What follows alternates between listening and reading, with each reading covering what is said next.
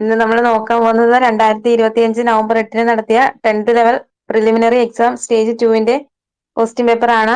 Question paper code 145/2025. ഒന്നാമത്തെ question, കേരളത്തിലെ ഇപ്പോഴത്തെ ചീഫ് സെക്രട്ടറി ആര്? ഓപ്ഷൻ പറയാം. Option A V Venu, option B K Jayakumar, option C doctor A Jayathilak, option D A Shajahan. Answer ആയിട്ട് വരുന്നത് ഓപ്ഷൻ സി എ ജയതിലകാണ്. കേരളത്തിലെ ഇപ്പോഴത്തെ ചീഫ് സെക്രട്ടറി ഡോക്ടർ എ ജയതിലകാണ്. 50ാമത്തെ ചീഫ് സെക്രട്ടറി ആണ് കേട്ടോ, 50ാമത്തെ വ്യക്തിയാണ്. രണ്ടാമത്തെ ക്വസ്റ്റ്യൻ, ISROയുടെ പുതിയ ചെയർമാൻ ആര്? ആൻസർ ആയിട്ട് വരുന്നത് option B doctor V Narayanan ആണ്. ISROയുടെ പുതിയ ചെയർമാൻ ഡോക്ടർ വി നാരായണൻ. ഇനി മൂന്നാമത്തെ ക്വസ്റ്റ്യൻ, ദേശീയ കായിക ദിനമായി ആഘോഷിക്കുന്നതെന്ന്? ഓപ്ഷൻ പറയാം. Option A August 27, option B March 27, option C September 16, option D August 29. ദേശീയ കായിക ദിനമായിട്ട് ആഘോഷിക്കുന്നത്. ആൻസർ ആയിട്ട് വരുന്നത് ഓപ്ഷൻ ഡി ഓഗസ്റ്റ് 29 ആണ്. ദേശീയ കായിക ദിനമായിട്ട് ആഘോഷിക്കുന്നത് ഓഗസ്റ്റ് 29 ആണ്. ധ്യാൻചന്ദിന്റെ ജന്മദിനമാണ് നമ്മൾ ദേശീയ കായിക ദിനമായിട്ട് ആഘോഷിക്കുന്നത്. ഇനി നാലാമത്തെ ക്വസ്റ്റ്യൻ, സിനിമയാക്കിയ ആദ്യ മലയാള നോവൽ ഏത്? സിനിമയാക്കിയ ആദ്യ മലയാള നോവൽ ഏത്? ഓപ്ഷൻ പറയാം. Option A Vigathakumaran, option B Marthandavarma, option C Chemmeen, option D Avakashikal. Answer ആയിട്ട് വരുന്നത് ഓപ്ഷൻ ബി മാർത്താണ്ഡവർമ്മയാണ്. സിനിമയാക്കിയ ആദ്യ മലയാള നോവൽ ഏതാണെന്ന് വെച്ചാൽ അത് മാർത്താണ്ഡവർമ്മയാണ്. ചരിത്ര നോവലിനെ ആസ്പദമാക്കിയ ആദ്യ മലയാള സിനിമയാണ് മാർത്താണ്ഡവർമ്മ. മലയാളത്തിലെ ആദ്യത്തെ ചരിത്ര സിനിമ സംവിധാനം ചെയ്തത് PV റാവു ആണ്. മാർത്താണ്ഡവർമ്മ എന്ന സിനിമ സംവിധാനം ചെയ്തത് PV റാവു. ഇനി മാർത്താണ്ഡവർമ്മ എന്ന നോവൽ ആരുടെയാണ്? മാർത്താണ്ഡവർമ്മ എന്ന നോവൽ അത് CV രാമന്റെയാണ് കേട്ടോ. മാർത്താണ്ഡവർമ്മ എന്ന നോവൽ എഴുതിയത് CV രാമനാണ്. ഇനി മലയാളത്തിലെ ഏറ്റവും വലിയ നോവൽ ചോദിച്ചാൽ അത് അവകാശികളാണ്. മലയാളത്തിലെ ഏറ്റവും വലിയ നോവൽ അത് അവകാശികളാണ്. MK മേനോന്റെ അവകാശികളാണ്. ഇനി ഈ ചെമ്മീൻ എന്ന് പറയുന്നത് രാഷ്ട്രപതിയുടെ സ്വർണ്ണ മെഡൽ നേടിയ ചലച്ചിത്രം ചോദിച്ചാൽ അത് ചെമ്മീനാണ്. രാഷ്ട്രപതിയുടെ സ്വർണ്ണ മെഡൽ നേടിയ ചലച്ചിത്രം ചോദിച്ചാൽ അത് ചെമ്മീൻ, തകഴിയുടെ ചെമ്മീനാണ്. മലയാളത്തിലെ ആദ്യ സിനിമ ഏതാണെന്ന് ചോദിച്ചാൽ അത് വിഗതകുമാരനാണ്. മലയാളത്തിലെ ആദ്യ സിനിമ അത് വിഗതകുമാരനാണ്. വിഗതകുമാരൻ സംവിധാനം ചെയ്തത് JC ഡാനിയൽ ആണ്. വിഗതകുമാരൻ എന്ന സിനിമ സംവിധാനം ചെയ്തത് JC ഡാനിയൽ 1928. ഇനി അഞ്ചാമത്തെ ക്വസ്റ്റ്യൻ, ചേരുംപടി ചേർക്കുക. കഥകളി ആരുമായിട്ട് ബന്ധപ്പെട്ടിരിക്കുന്നു എന്നാണ് ചോദിച്ചിരിക്കുന്നത്. കഥകളി അത് കൊട്ടാരക്കര തമ്പുരാനുമായി ബന്ധപ്പെട്ടിരിക്കുന്നു. കഥകളി കൊട്ടാരക്കര തമ്പുരാനുമായി ബന്ധപ്പെട്ടിരിക്കുന്നു. ഇനി ഓട്ടംതുള്ളൽ ആരുമായി ബന്ധപ്പെട്ടിരിക്കുന്നു? ഓട്ടംതുള്ളൽ അത് കുഞ്ചൻ നമ്പ്യാരുമായി ബന്ധപ്പെട്ടിരിക്കുന്നു. ഓട്ടംതുള്ളൽ കുഞ്ചൻ നമ്പ്യാരുമായി ബന്ധപ്പെട്ടിരിക്കുന്നു. ചണ്ടാല ഭിക്ഷുകി ആരുടെയാണ്? ചണ്ടാല ഭിക്ഷുകി അത് കുമാരനാശാന്റെയാണ്. ചണ്ടാല ഭിക്ഷുകി കുമാരനാശാൻ. ഇനി കൃഷ്ണഗാഥ ആരുടെയാണ്? കൃഷ്ണഗാഥ അത് ചെറുശ്ശേരിയുടെയാണ്. ചെറുശ്ശേരിയുടെ. അപ്പൊ ഇവിടെ ആൻസർ ആയിട്ട് വരുന്ന ഓപ്ഷൻ A ആണ്. അപ്പൊ ഒന്നുകൂടെ പറയാം. കഥകളിയുടെ ഉപജ്ഞാതാവാണ് കൊട്ടാരക്കര തമ്പുരാൻ. കഥകളിയുടെ ഉപജ്ഞാതാവ് കൊട്ടാരക്കര തമ്പുരാൻ. ഓട്ടംതുള്ളൽ ആരുമായിട്ട് ബന്ധപ്പെട്ടിരിക്കുന്നത്? അത് കുഞ്ചൻ നമ്പ്യാരാണ്. ചണ്ടാല ഭിക്ഷുകി കുമാരനാശാന്റെയാണ്. കൃഷ്ണഗാഥ ചെറുശ്ശേരിയുടെയാണ്. ഇനി അടുത്ത ക്വസ്റ്റ്യൻ, ആറാമത്തെ ക്വസ്റ്റ്യൻ, കേരളത്തിലെ ഇപ്പോഴത്തെ സാംസ്കാരിക വകുപ്പ് മന്ത്രി ആര്? കേരളത്തിലെ ഇപ്പോഴത്തെ സാംസ്കാരിക വകുപ്പ് മന്ത്രി. ആൻസർ ആയിട്ട് വരുന്ന ഓപ്ഷൻ സി സജി ചെറിയാനാണ്. കേരളത്തിലെ ഇപ്പോഴത്തെ സാംസ്കാരിക വകുപ്പ് മന്ത്രി സജി ചെറിയാനാണ്. ഇനി ചിഞ്ചുറാണി ആരാണ്? ചിഞ്ചുറാണി ക്ഷീരവികസനം കൈകാര്യം ചെയ്യുന്നത് ചിഞ്ചുറാണിയാണ്. പിന്നീട് പൊതുവിദ്യാഭ്യാസ വകുപ്പ് മന്ത്രിയാണ് ആര്? വി ശിവൻകുട്ടി. പൊതുവിദ്യാഭ്യാസം കൈകാര്യം ചെയ്യുന്നത് ശിവൻകുട്ടിയാണ്. ജലവിഭവ മന്ത്രി ആരാണെന്ന് വെച്ചാൽ അത് റോഷി അഗസ്റ്റിനാണ്. ജലവിഭവ മന്ത്രി ആരാണ്? അത് റോഷി അഗസ്റ്റിനാണ്. ഭക്ഷ്യ പൊതുവിതരണം ഏത് മന്ത്രിയാ? ഭക്ഷ്യ പൊതുവിതരണം അത് GR അനിലാണ്. ഭക്ഷ്യ പൊതുവിതരണം GR അനിലാണ്. ഇനി കായിക വകുപ്പ് മന്ത്രി ആരാണ്? കായിക വകുപ്പ് അത് വി അബ്ദുൾ റഹ്മാനാണ്. കായിക വകുപ്പ് മന്ത്രി വി അബ്ദുൾ റഹ്മാനാണ്. തുറമുഖ വകുപ്പ് കൈകാര്യം ചെയ്യുന്നത് VN വാസവനാണ്. തുറമുഖ വകുപ്പ് കൈകാര്യം ചെയ്യുന്നത് ആരാണ്? അത് VN വാസവനാണ്. അപ്പൊ ചിഞ്ചുറാണി ക്ഷീരവികസനം, റോഷി അഗസ്റ്റിൻ ജലവിഭവമാണ്. കായിക വകുപ്പ് മന്ത്രി വി അബ്ദുൾ റഹ്മാൻ. ഭക്ഷ്യ പൊതുവിതരണം കൈകാര്യം ചെയ്യുന്നത് GR അനിൽ. VN വാസവൻ തുറമുഖ വകുപ്പ് കൈകാര്യം ചെയ്യുന്നു. ഇനി 7ാമത്തെ ക്വസ്റ്റ്യൻ, ഇന്ത്യയുടെ അഗ്നിപുത്രി എന്നറിയപ്പെടുന്ന ടെസി തോമസിന്റെ ജന്മസ്ഥലം എവിടെ? Option A Kottayam, option B Alappuzha, option C Idukki, option D Ernakulam. Answer ആയിട്ട് വരുന്നത് ഓപ്ഷൻ ബി ആലപ്പുഴയാണ്. ഇന്ത്യയുടെ അഗ്നിപുത്രി എന്നറിയപ്പെടുന്ന ആരാണ്? അത് ടെസി തോമസ് ആണ്. ഇന്ത്യയുടെ അഗ്നിപുത്രി എന്നറിയപ്പെടുന്നത് ടെസി തോമസ് ആണ്. ടെസി തോമസിന്റെ ജന്മസ്ഥലം ആലപ്പുഴയാണ്. മിസൈൽ വുമൺ എന്നൊക്കെ അറിയപ്പെടും, missile woman of India Tessy Thomas ആണ്. അഗ്നി 4, അഗ്നി 5 എന്നീ മിസൈൽ പദ്ധതികളുടെ പ്രോജക്ട് ഡയറക്ടർ ആയിരുന്നു ടെസി തോമസ് എന്ന് പറയുന്നത്. അഗ്നി 4ഉം അഗ്നി 5ഉം മിസൈൽ പദ്ധതികളുടെ പ്രോജക്ട് ഡയറക്ടർ ആരാണെന്ന് വെച്ചാൽ അത് ടെസി തോമസ് ആണ്. ഇനി മുൻ ISRO ചെയർമാൻ ആയിരുന്ന S സോമനാഥിന്റെ ജന്മസ്ഥലം എവിടെയാണെന്ന് വെച്ചാൽ അതും ആലപ്പുഴയാണ്. S സോമനാഥിന്റെ ജന്മസ്ഥലവും ആലപ്പുഴ ജില്ലയിലാണ്. ഇനി 8ാമത്തെ ക്വസ്റ്റ്യൻ, ഇന്ത്യൻ കായിക രംഗത്തെ പരമോന്നത പുരസ്കാരം ഏത്? ഇന്ത്യൻ കായിക രംഗത്തെ പരമോന്നത പുരസ്കാരം ഏത്? Option A Arjuna award, option B Dronacharya award, option C Maulana Abul Kalam Azad trophy, option D Dhyan Chand Khel Ratna award. Answer ആയിട്ട് വരുന്നത് ധ്യാൻചന്ദ് ഖേൽരത്ന അവാർഡാണ്. ഇന്ത്യൻ കായിക രംഗത്തെ പരമോന്നത പുരസ്കാരം എന്നറിയപ്പെടുന്നത് ധ്യാൻചന്ദ് ഖേൽരത്ന അവാർഡാണ്. ഇനി 9ാമത്തെ ക്വസ്റ്റ്യൻ, 2023 ദാദാ സാഹിബ് ഫാൽക്കെ അവാർഡ് നേടിയ മലയാള സിനിമാ നടൻ ആര്? ആൻസർ ആയിട്ട് വരുന്നത് മോഹൻലാൽ ആണ്. 2023 ദാദാ സാഹിബ് ഫാൽക്കെ അവാർഡ് നേടിയ മലയാള സിനിമാ നടനാണ് മോഹൻലാൽ. ആദ്യം നേടിയ മലയാളി ആരാണ്? ആദ്യമായിട്ട് അത് അടൂർ ഗോപാലകൃഷ്ണനാണ്. 2004ലാണ്. ഇനി 10ാമത്തെ ക്വസ്റ്റ്യൻ, കേരള നവോത്ഥാന രംഗത്ത് ധാരാളം മാറ്റങ്ങൾക്ക് വഴിതെളിച്ച അടുക്കളയിൽ നിന്ന് അരങ്ങത്തേക്ക് എന്ന പ്രസിദ്ധമായ നാടകം രചിച്ചതാര്? ആൻസർ ആയിട്ട് വരുന്നത് ഓപ്ഷൻ സി VT ഭട്ടതിരിപ്പാടാണ്. അടുക്കളയിൽ നിന്ന് അരങ്ങത്തേക്ക് VT ഭട്ടതിരിപ്പാടാണ്. വർഷം 1929ലാണ്. വർഷം 1929ലാണ്. ഇനി അടുക്കളയിൽ നിന്ന് അരങ്ങത്തേക്ക് എന്ന നാടകം അവതരിപ്പിച്ച വേദി എവിടെയാണെന്ന് വെച്ചാൽ അത് ഇടക്കുന്നി, തൃശ്ശൂരാണ്. തൃശ്ശൂർ ഇടക്കുന്നി. യാചന യാത്ര നടത്തിയത് ആരാണെന്ന് ചോദിച്ചാൽ അതാരാണ്? യാചന യാത്ര അത് VT ഭട്ടതിരിപ്പാടാണ്. അദ്ദേഹത്തിന്റെ ആത്മകഥയുടെ പേരെന്താണ്? VT ഭട്ടതിരിപ്പാടിന്റെ ആത്മകഥയുടെ പേര് കണ്ണീരും കിനാവും. കണ്ണീരും കിനാവും. VTയുടെ ആദ്യ കഥാസമാഹാരം ചോദിച്ചാൽ അത് രജനീ രംഗമാണ് കേട്ടോ. VTയുടെ ആദ്യ കഥാസമാഹാരം ചോദിച്ചാൽ അത് രജനീ രംഗമാണ്. എന്നാൽ ഋതുമതി എന്ന നാടകം രചിച്ചത് ആരാണ്? ഋതുമതി എന്ന നാടകം അത് MB ഭട്ടതിരിപ്പാടാണ് കേട്ടോ. MB ഭട്ടതിരിപ്പാട്. ഇനി അടുത്ത ക്വസ്റ്റ്യൻ, 11ാമത്തെ ക്വസ്റ്റ്യൻ, ഇന്ത്യയുമായി കര അതിർത്തി പങ്കിടുന്ന രാജ്യങ്ങൾ ഉൾപ്പെടാത്ത രാജ്യം. ഇന്ത്യയുമായി കര അതിർത്തി പങ്കിടുന്ന രാജ്യങ്ങളിൽ ഉൾപ്പെടാത്ത രാജ്യം. Option A Tajikistan, option B Myanmar, option C Afghanistan, option D Bhutan. Answer ആയിട്ട് വരുന്നത് താജിക്കിസ്ഥാൻ ആണ്. ഇന്ത്യയുമായി കര അതിർത്തി പങ്കിടുന്ന രാജ്യങ്ങളിൽ ഉൾപ്പെടാത്ത രാജ്യം ഏതാണ്? അത് താജിക്കിസ്ഥാൻ ആണ്. ഇനി ഇന്ത്യയുമായി അതിർത്തി പങ്കിടുന്ന രാജ്യങ്ങളുടെ എണ്ണം എത്രയാണ്? ഇന്ത്യയുമായി അതിർത്തി പങ്കിടുന്ന രാജ്യങ്ങൾ അത് 9 ഇന്ത്യയുമായി അതിർത്തി പങ്കിടുന്ന രാജ്യങ്ങൾ 9ഉം കര അതിർത്തി പങ്കിടുന്ന രാജ്യങ്ങളുടെ എണ്ണം ചോദിച്ചാൽ 7 കര അതിർത്തി ആണെങ്കിൽ 7 ഏതൊക്കെയാണ്? പാകിസ്ഥാൻ ഉണ്ട്, അഫ്ഗാനിസ്ഥാൻ ഉണ്ട്, Bangladesh, China, Myanmar, Nepal, Bhutan. Pakistan, Afghanistan, Bangladesh, China, Myanmar, Nepal, Bhutan. പിന്നീട് സമുദ്ര അതിർത്തി പങ്കിടുന്നതാണ് ശ്രീലങ്കയും മാലിദ്വീപ്. ശ്രീലങ്കയും മാലിദ്വീപും എന്താണ്? സമുദ്ര അതിർത്തി പങ്കിടുന്നതാണ്. ഇനി ഏറ്റവും കൂടുതൽ ഇന്ത്യയുമായിട്ട് ഏറ്റവും കൂടുതൽ കരാതിർത്തി പങ്കിടുന്ന രാജ്യം ചോദിച്ചാൽ ഏതാണ്? ഇന്ത്യയുമായിട്ട് ഏറ്റവും കൂടുതൽ കരാതിർത്തി പങ്കിടുന്ന രാജ്യം ബംഗ്ലാദേശ് ആണ്. കുറവ് കരാതിർത്തി പങ്കിടുന്ന രാജ്യം ചോദിച്ചാൽ അത് അഫ്ഗാനിസ്ഥാനുമാണ്. കുറവ് കരാതിർത്തി പങ്കിടുന്നത് അഫ്ഗാനിസ്ഥാനുമാണ്. ഇനി അടുത്ത ക്വസ്റ്റ്യൻ, 12ാമത്തെ ക്വസ്റ്റ്യൻ, ഉത്തര പർവ്വത മേഖലയിൽ സ്ഥിതി ചെയ്യുന്ന ഹിമാചൽ പ്രദേശ്, ടിബറ്റ് എന്നിവയെ തമ്മിൽ ബന്ധിപ്പിക്കുന്ന പ്രധാന ചുരം ഏതാണ്? ഹിമാചൽ പ്രദേശ് ടിബറ്റുമായി ബന്ധിപ്പിക്കുന്ന ചുരം ചോദിച്ചാൽ അത് ഷിപ്കില ചുരമാണ് കേട്ടോ. ഷിപ്കില ചുരം.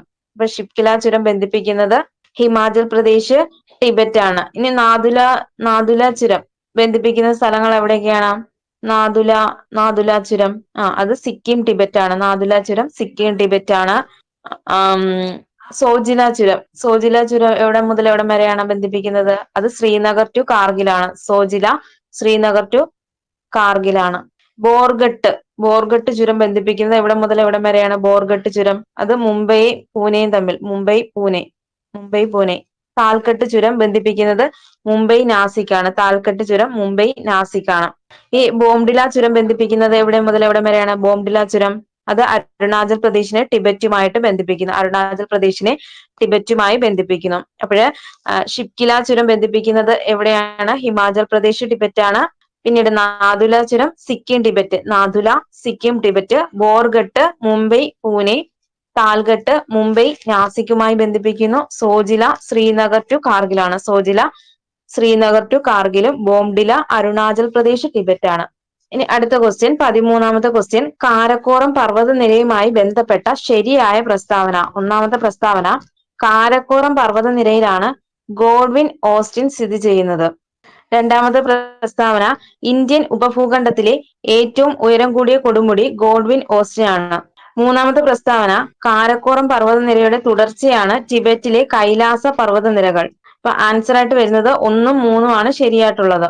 ഏതൊക്കെയാണ്? കാരക്കോറം പർവ്വതനിരയാണ് ഗോഡ്വിൻ ഓസ്റ്റിൻ സ്ഥിതി ചെയ്യുന്നത്. കാരക്കോറം പർവ്വതനിരയിലാണ് ഗോഡ്വിൻ ഓസ്റ്റിൻ സ്ഥിതി ചെയ്യുന്നത്. കാരക്കോറം പർവ്വതനിരയുടെ തുടർച്ചയായിട്ടാണ് ടിബറ്റിലെ കൈലാസ പർവ്വതനിരകൾ. ഇനി ഇന്ത്യൻ ഉപഭൂഖണ്ഡത്തിലെ ഏറ്റവും ഉയരം കൂടിയ കൊടുമുടിയാണ് മൗണ്ട് എവറസ്റ്റ് എന്ന് പറയുന്നത്. ഇന്ത്യൻ ഉപഭൂഖണ്ഡത്തിലെ ഏറ്റവും ഉയരം കൂടിയ കൊടുമുടിയാണ് മൗണ്ട് എവറസ്റ്റ്. നേപ്പാളിൽ സ്ഥിതി ചെയ്യുന്നു.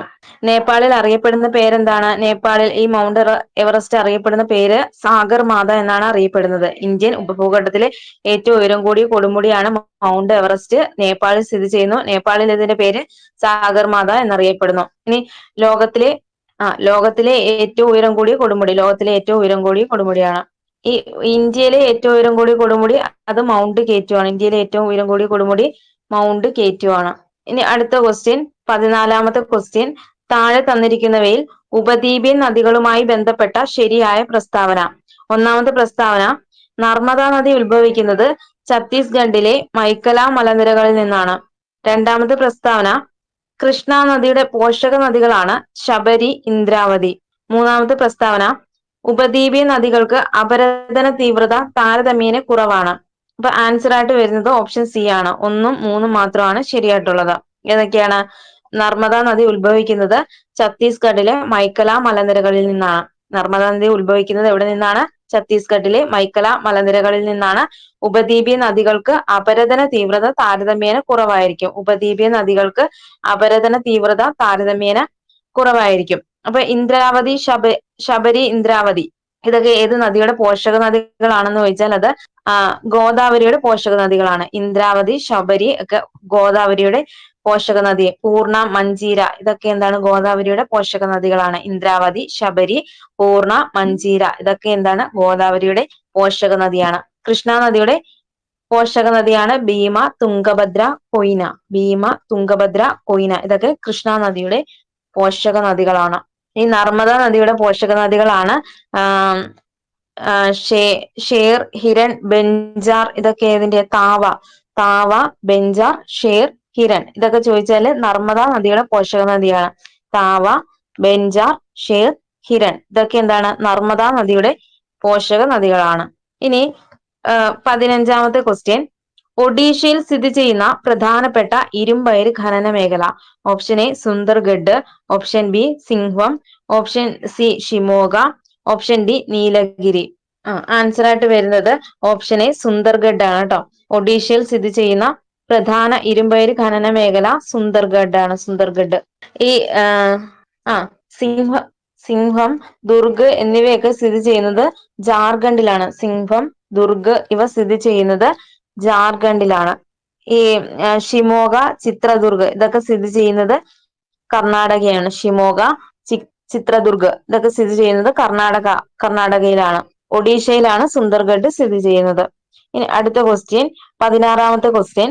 ദേശീയ ജലപാത NW3 കടന്നു പോകുന്ന ഇന്ത്യൻ സംസ്ഥാനം. അത് കേരളമാണ്.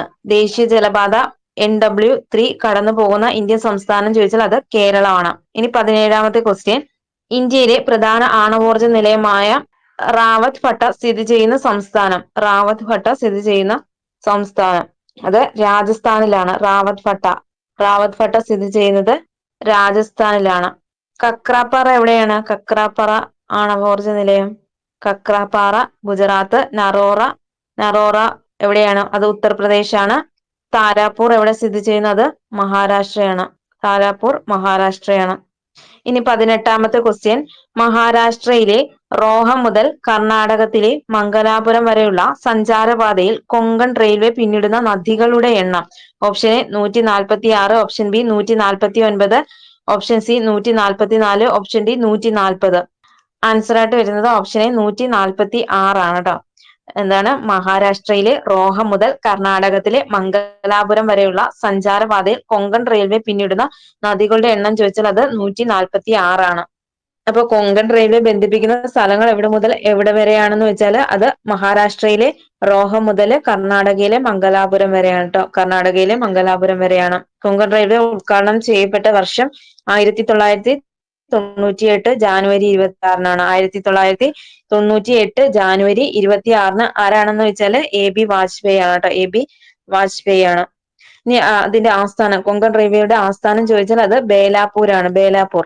ഈ കൊങ്കൺ റെയിൽവേ പാതയുടെ നീളം ചോദിച്ചാൽ അത് 760 കിലോമീറ്റർ ആണ്. കൊങ്കൺ റെയിൽവേ പാതയുടെ നീളം അത് 760 കിലോമീറ്റർ ആണ്. അപ്പൊ എത്ര ഈ കൊങ്കൺ റെയിൽവേ പിന്നിടുന്ന നദികളുടെ എണ്ണം ചോദിച്ചാൽ അത് 146.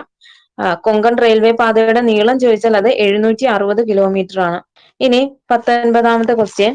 ബംഗാളിലെ ആദ്യകാല വർത്തമാന പത്രം. ബംഗാളിലെ ആദ്യകാല വർത്തമാന പത്രം. ഓപ്ഷൻ എ രാജ്യ Samachar, option B Bombay Samachar, option C Sulabh Samachar, option D Samvad Kaumudi.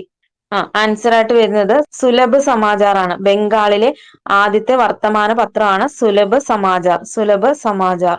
ഇവിടെ നിലവിൽ പ്രസിദ്ധീകരണം തുടരുന്ന ഏറ്റവും പഴയ ദിനപത്രം ചോദിച്ചാൽ അത് ബോംബെ സമാചാർ ആണ് കേട്ടോ. നിലവില് പ്രസിദ്ധീകരണം തുടരുന്ന ഏറ്റവും പഴയ ദിനപത്രം ചോദിച്ചാൽ അത് ബോംബെ സമാചാർ. ഗുജറാത്തി ഭാഷയിലാണ്. ഗുജറാത്തി ഭാഷയിൽ ബോംബെ സമാചാർ. സ്ഥാപകൻ ഫർദൂർജി മർസുബാൻ ആണ്. ഈ ബോംബെ സമാചാർ എന്ന പത്രത്തിന്റെ സ്ഥാപകനാണ് ഫർദൂർജി മർസുബാൻ.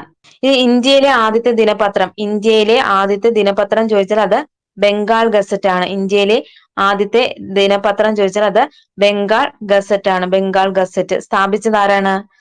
അത് ജെയിംസ് അഗസ്റ്റസ് ഹിക്കിയാണ്. ജെയിംസ് അഗസ്റ്റസ് ഹിക്കിയാണ്.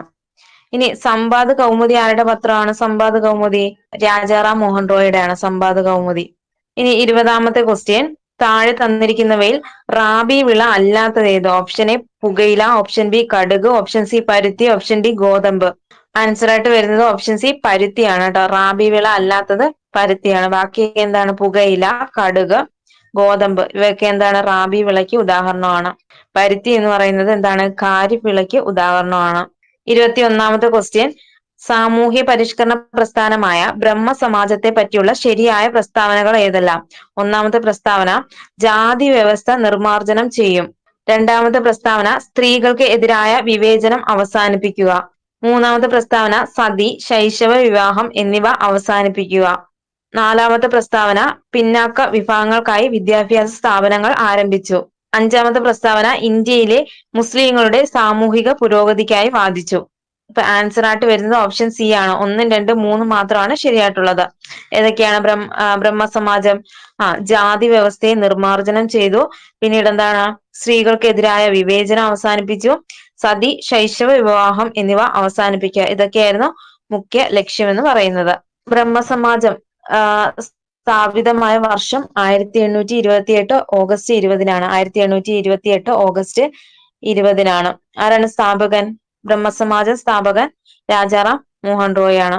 ഇനി ഈ പിന്നോക്ക വിഭാഗങ്ങൾക്കായിട്ട് വിദ്യാഭ്യാസ സ്ഥാപനങ്ങൾ ആരംഭിച്ചു എന്ന് പറയുന്നത് ഏത് പ്രസ്ഥാനവുമായി ബന്ധപ്പെട്ടിരിക്കുന്നു എന്ന് ചോദിച്ചാൽ അത് സത്യശോധക സമാജം. ജ്യോതിറാവ് ഫുലെയുടെ സത്യശോധക സമാജത്തിന്റെ ഒരു ലക്ഷ്യമായിട്ടാണ് പറയുന്നത്. പിന്നോക്ക വിഭാഗങ്ങൾക്കായിട്ട് വിദ്യാഭ്യാസ സ്ഥാപനങ്ങൾ ആരംഭിച്ചു എന്ന് പറയുന്നത്. പിന്നീട് കൊടുത്തിട്ടുള്ളത് ഇന്ത്യയിലെ മുസ്ലിങ്ങളുടെ സാമൂഹിക പുരോഗതിക്കായി വാദിച്ചു. ഏത് പ്രസ്ഥാനമാണെന്ന് ചോദിച്ചാൽ അത് അലിഗഡ് പ്രസ്ഥാനമാണ്. ഇന്ത്യയിലെ മുസ്ലിങ്ങളുടെ സാമൂഹിക പുരോഗതിക്കായിട്ട് വാദിച്ചത് അലിഗഡ് പ്രസ്ഥാനം. ആരാണ് സ്ഥാപകൻ? സർ സയ്യിദ് അഹമ്മദ് ഖാനാണ്. സർ സയ്യിദ് അഹമ്മദ് ഖാനാണ്.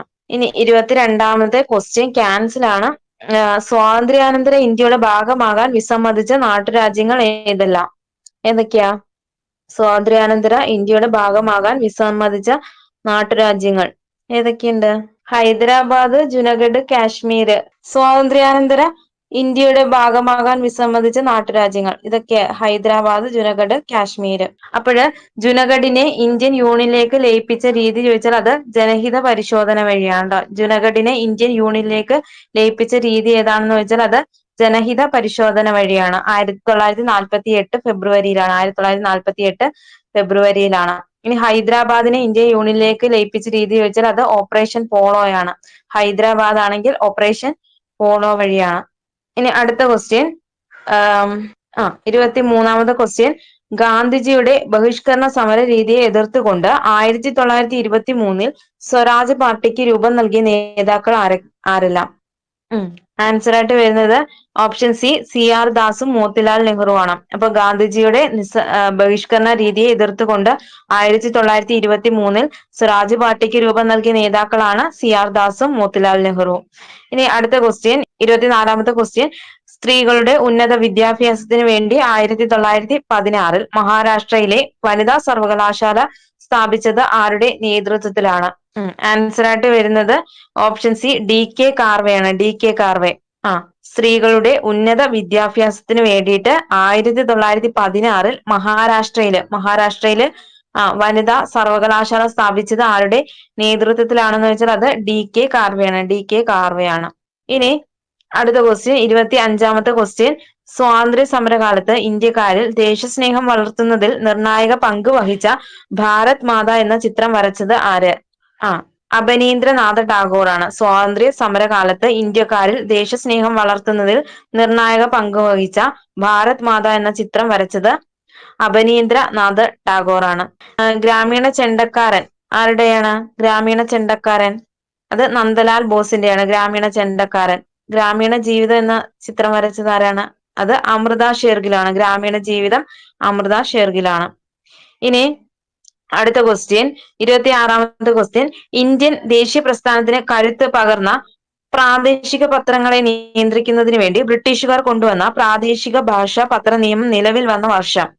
പ്രാദേശിക ഭാഷാ പത്ര നിയമം വർഷം 1878 ആണ്. ഓപ്ഷൻ ബി 1878 കേട്ടോ. പ്രാദേശിക ഏത് പ്രഭുവാണ്? അത് ലിട്ടൻ പ്രഭുവാണ്. പ്രാദേശിക ഭാഷാ പത്ര നിയമം കൊണ്ടുവന്നത് ആരാണ്? അത് ലിട്ടൻ പ്രഭുവാണ്.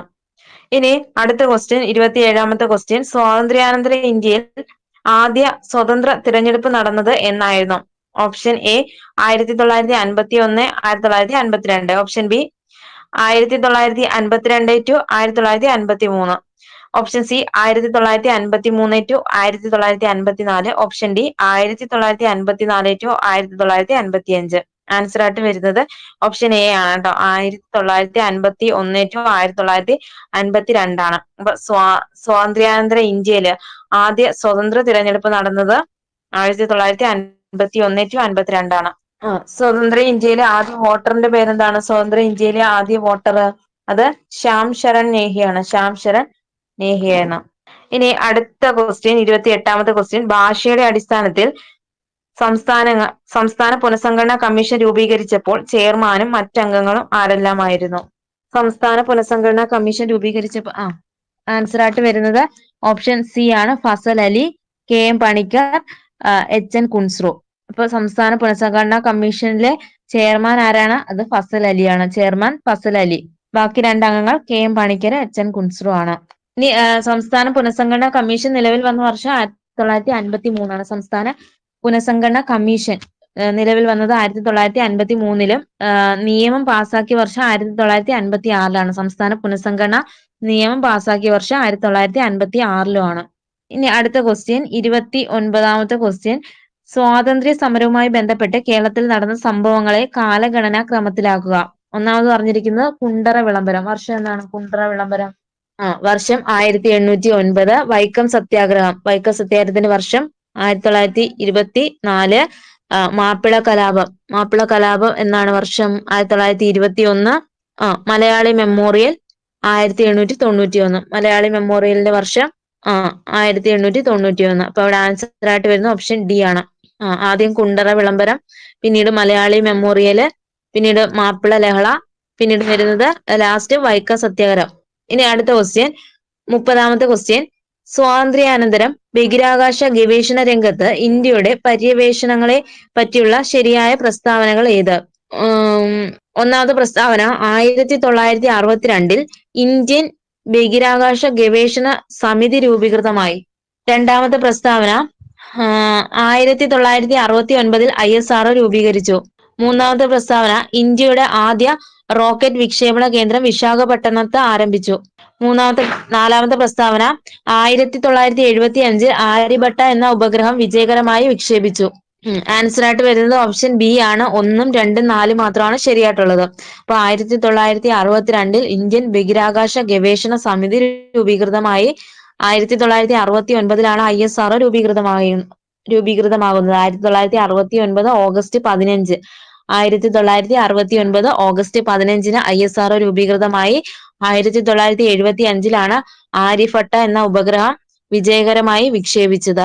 ഇനി ഇന്ത്യയുടെ ആദ്യ റോക്കറ്റ് വിക്ഷേപണ കേന്ദ്രം ഏതാണ്? അത് തുമ്പയാണ് കേട്ടോ. ഇന്ത്യയിലെ ആദ്യത്തെ റോക്കറ്റ് വിക്ഷേപണ കേന്ദ്രം തുമ്പ, തിരുവനന്തപുരത്താണ്. തിരുവനന്തപുരം. വർഷം 1972. 1972.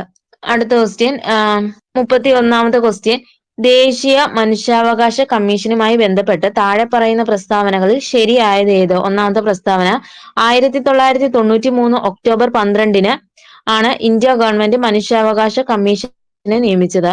രണ്ടാമത്തെ പ്രസ്താവന കമ്മീഷനിൽ 5 അംഗങ്ങൾ ഉണ്ടായിരിക്കും. മൂന്നാമത്തെ പ്രസ്താവന ആദ്യ ചെയർമാൻ ജസ്റ്റിസ് രംഗനാഥ മിശ്രയായിരുന്നു. നാലാമത്തെ പ്രസ്താവന പരാതികളുടെ അടിസ്ഥാനത്തിൽ കേസ് എടുക്കുന്നതിന് കമ്മീഷന് അധികാരമുണ്ട്. ആൻസർ ആയിട്ട് വരുന്നത് ഓപ്ഷൻ സി ആണ്. 1, 2, 3 പ്രസ്താവനകൾ ശരിയാണ്, 4 തെറ്റാണ് എന്നാണ് പറയുന്നത്. അപ്പൊ 1993 ഒക്ടോബർ 12 ഇന്ത്യ ഗവൺമെന്റ് മനുഷ്യാവകാശ കമ്മീഷനെ നിയമിച്ചത്. കമ്മീഷനിൽ 5 അംഗങ്ങൾ ഉണ്ടായിരിക്കും. ആദ്യ ചെയർമാൻ ആരാണ്? അത് ജസ്റ്റിസ് രംഗനാഥ മിശ്രയാണ്. അപ്പൊ പരാതികളുടെ അടിസ്ഥാനത്തിൽ കേസ് എടുക്കുന്നതിന് കമ്മീഷന് അധികാരം ഇല്ല എന്നാണ് പറയുന്നത് കേട്ടോ. കമ്മീഷന് അധികാരമില്ല, കേസെടുക്കാൻ അധികാരമില്ല.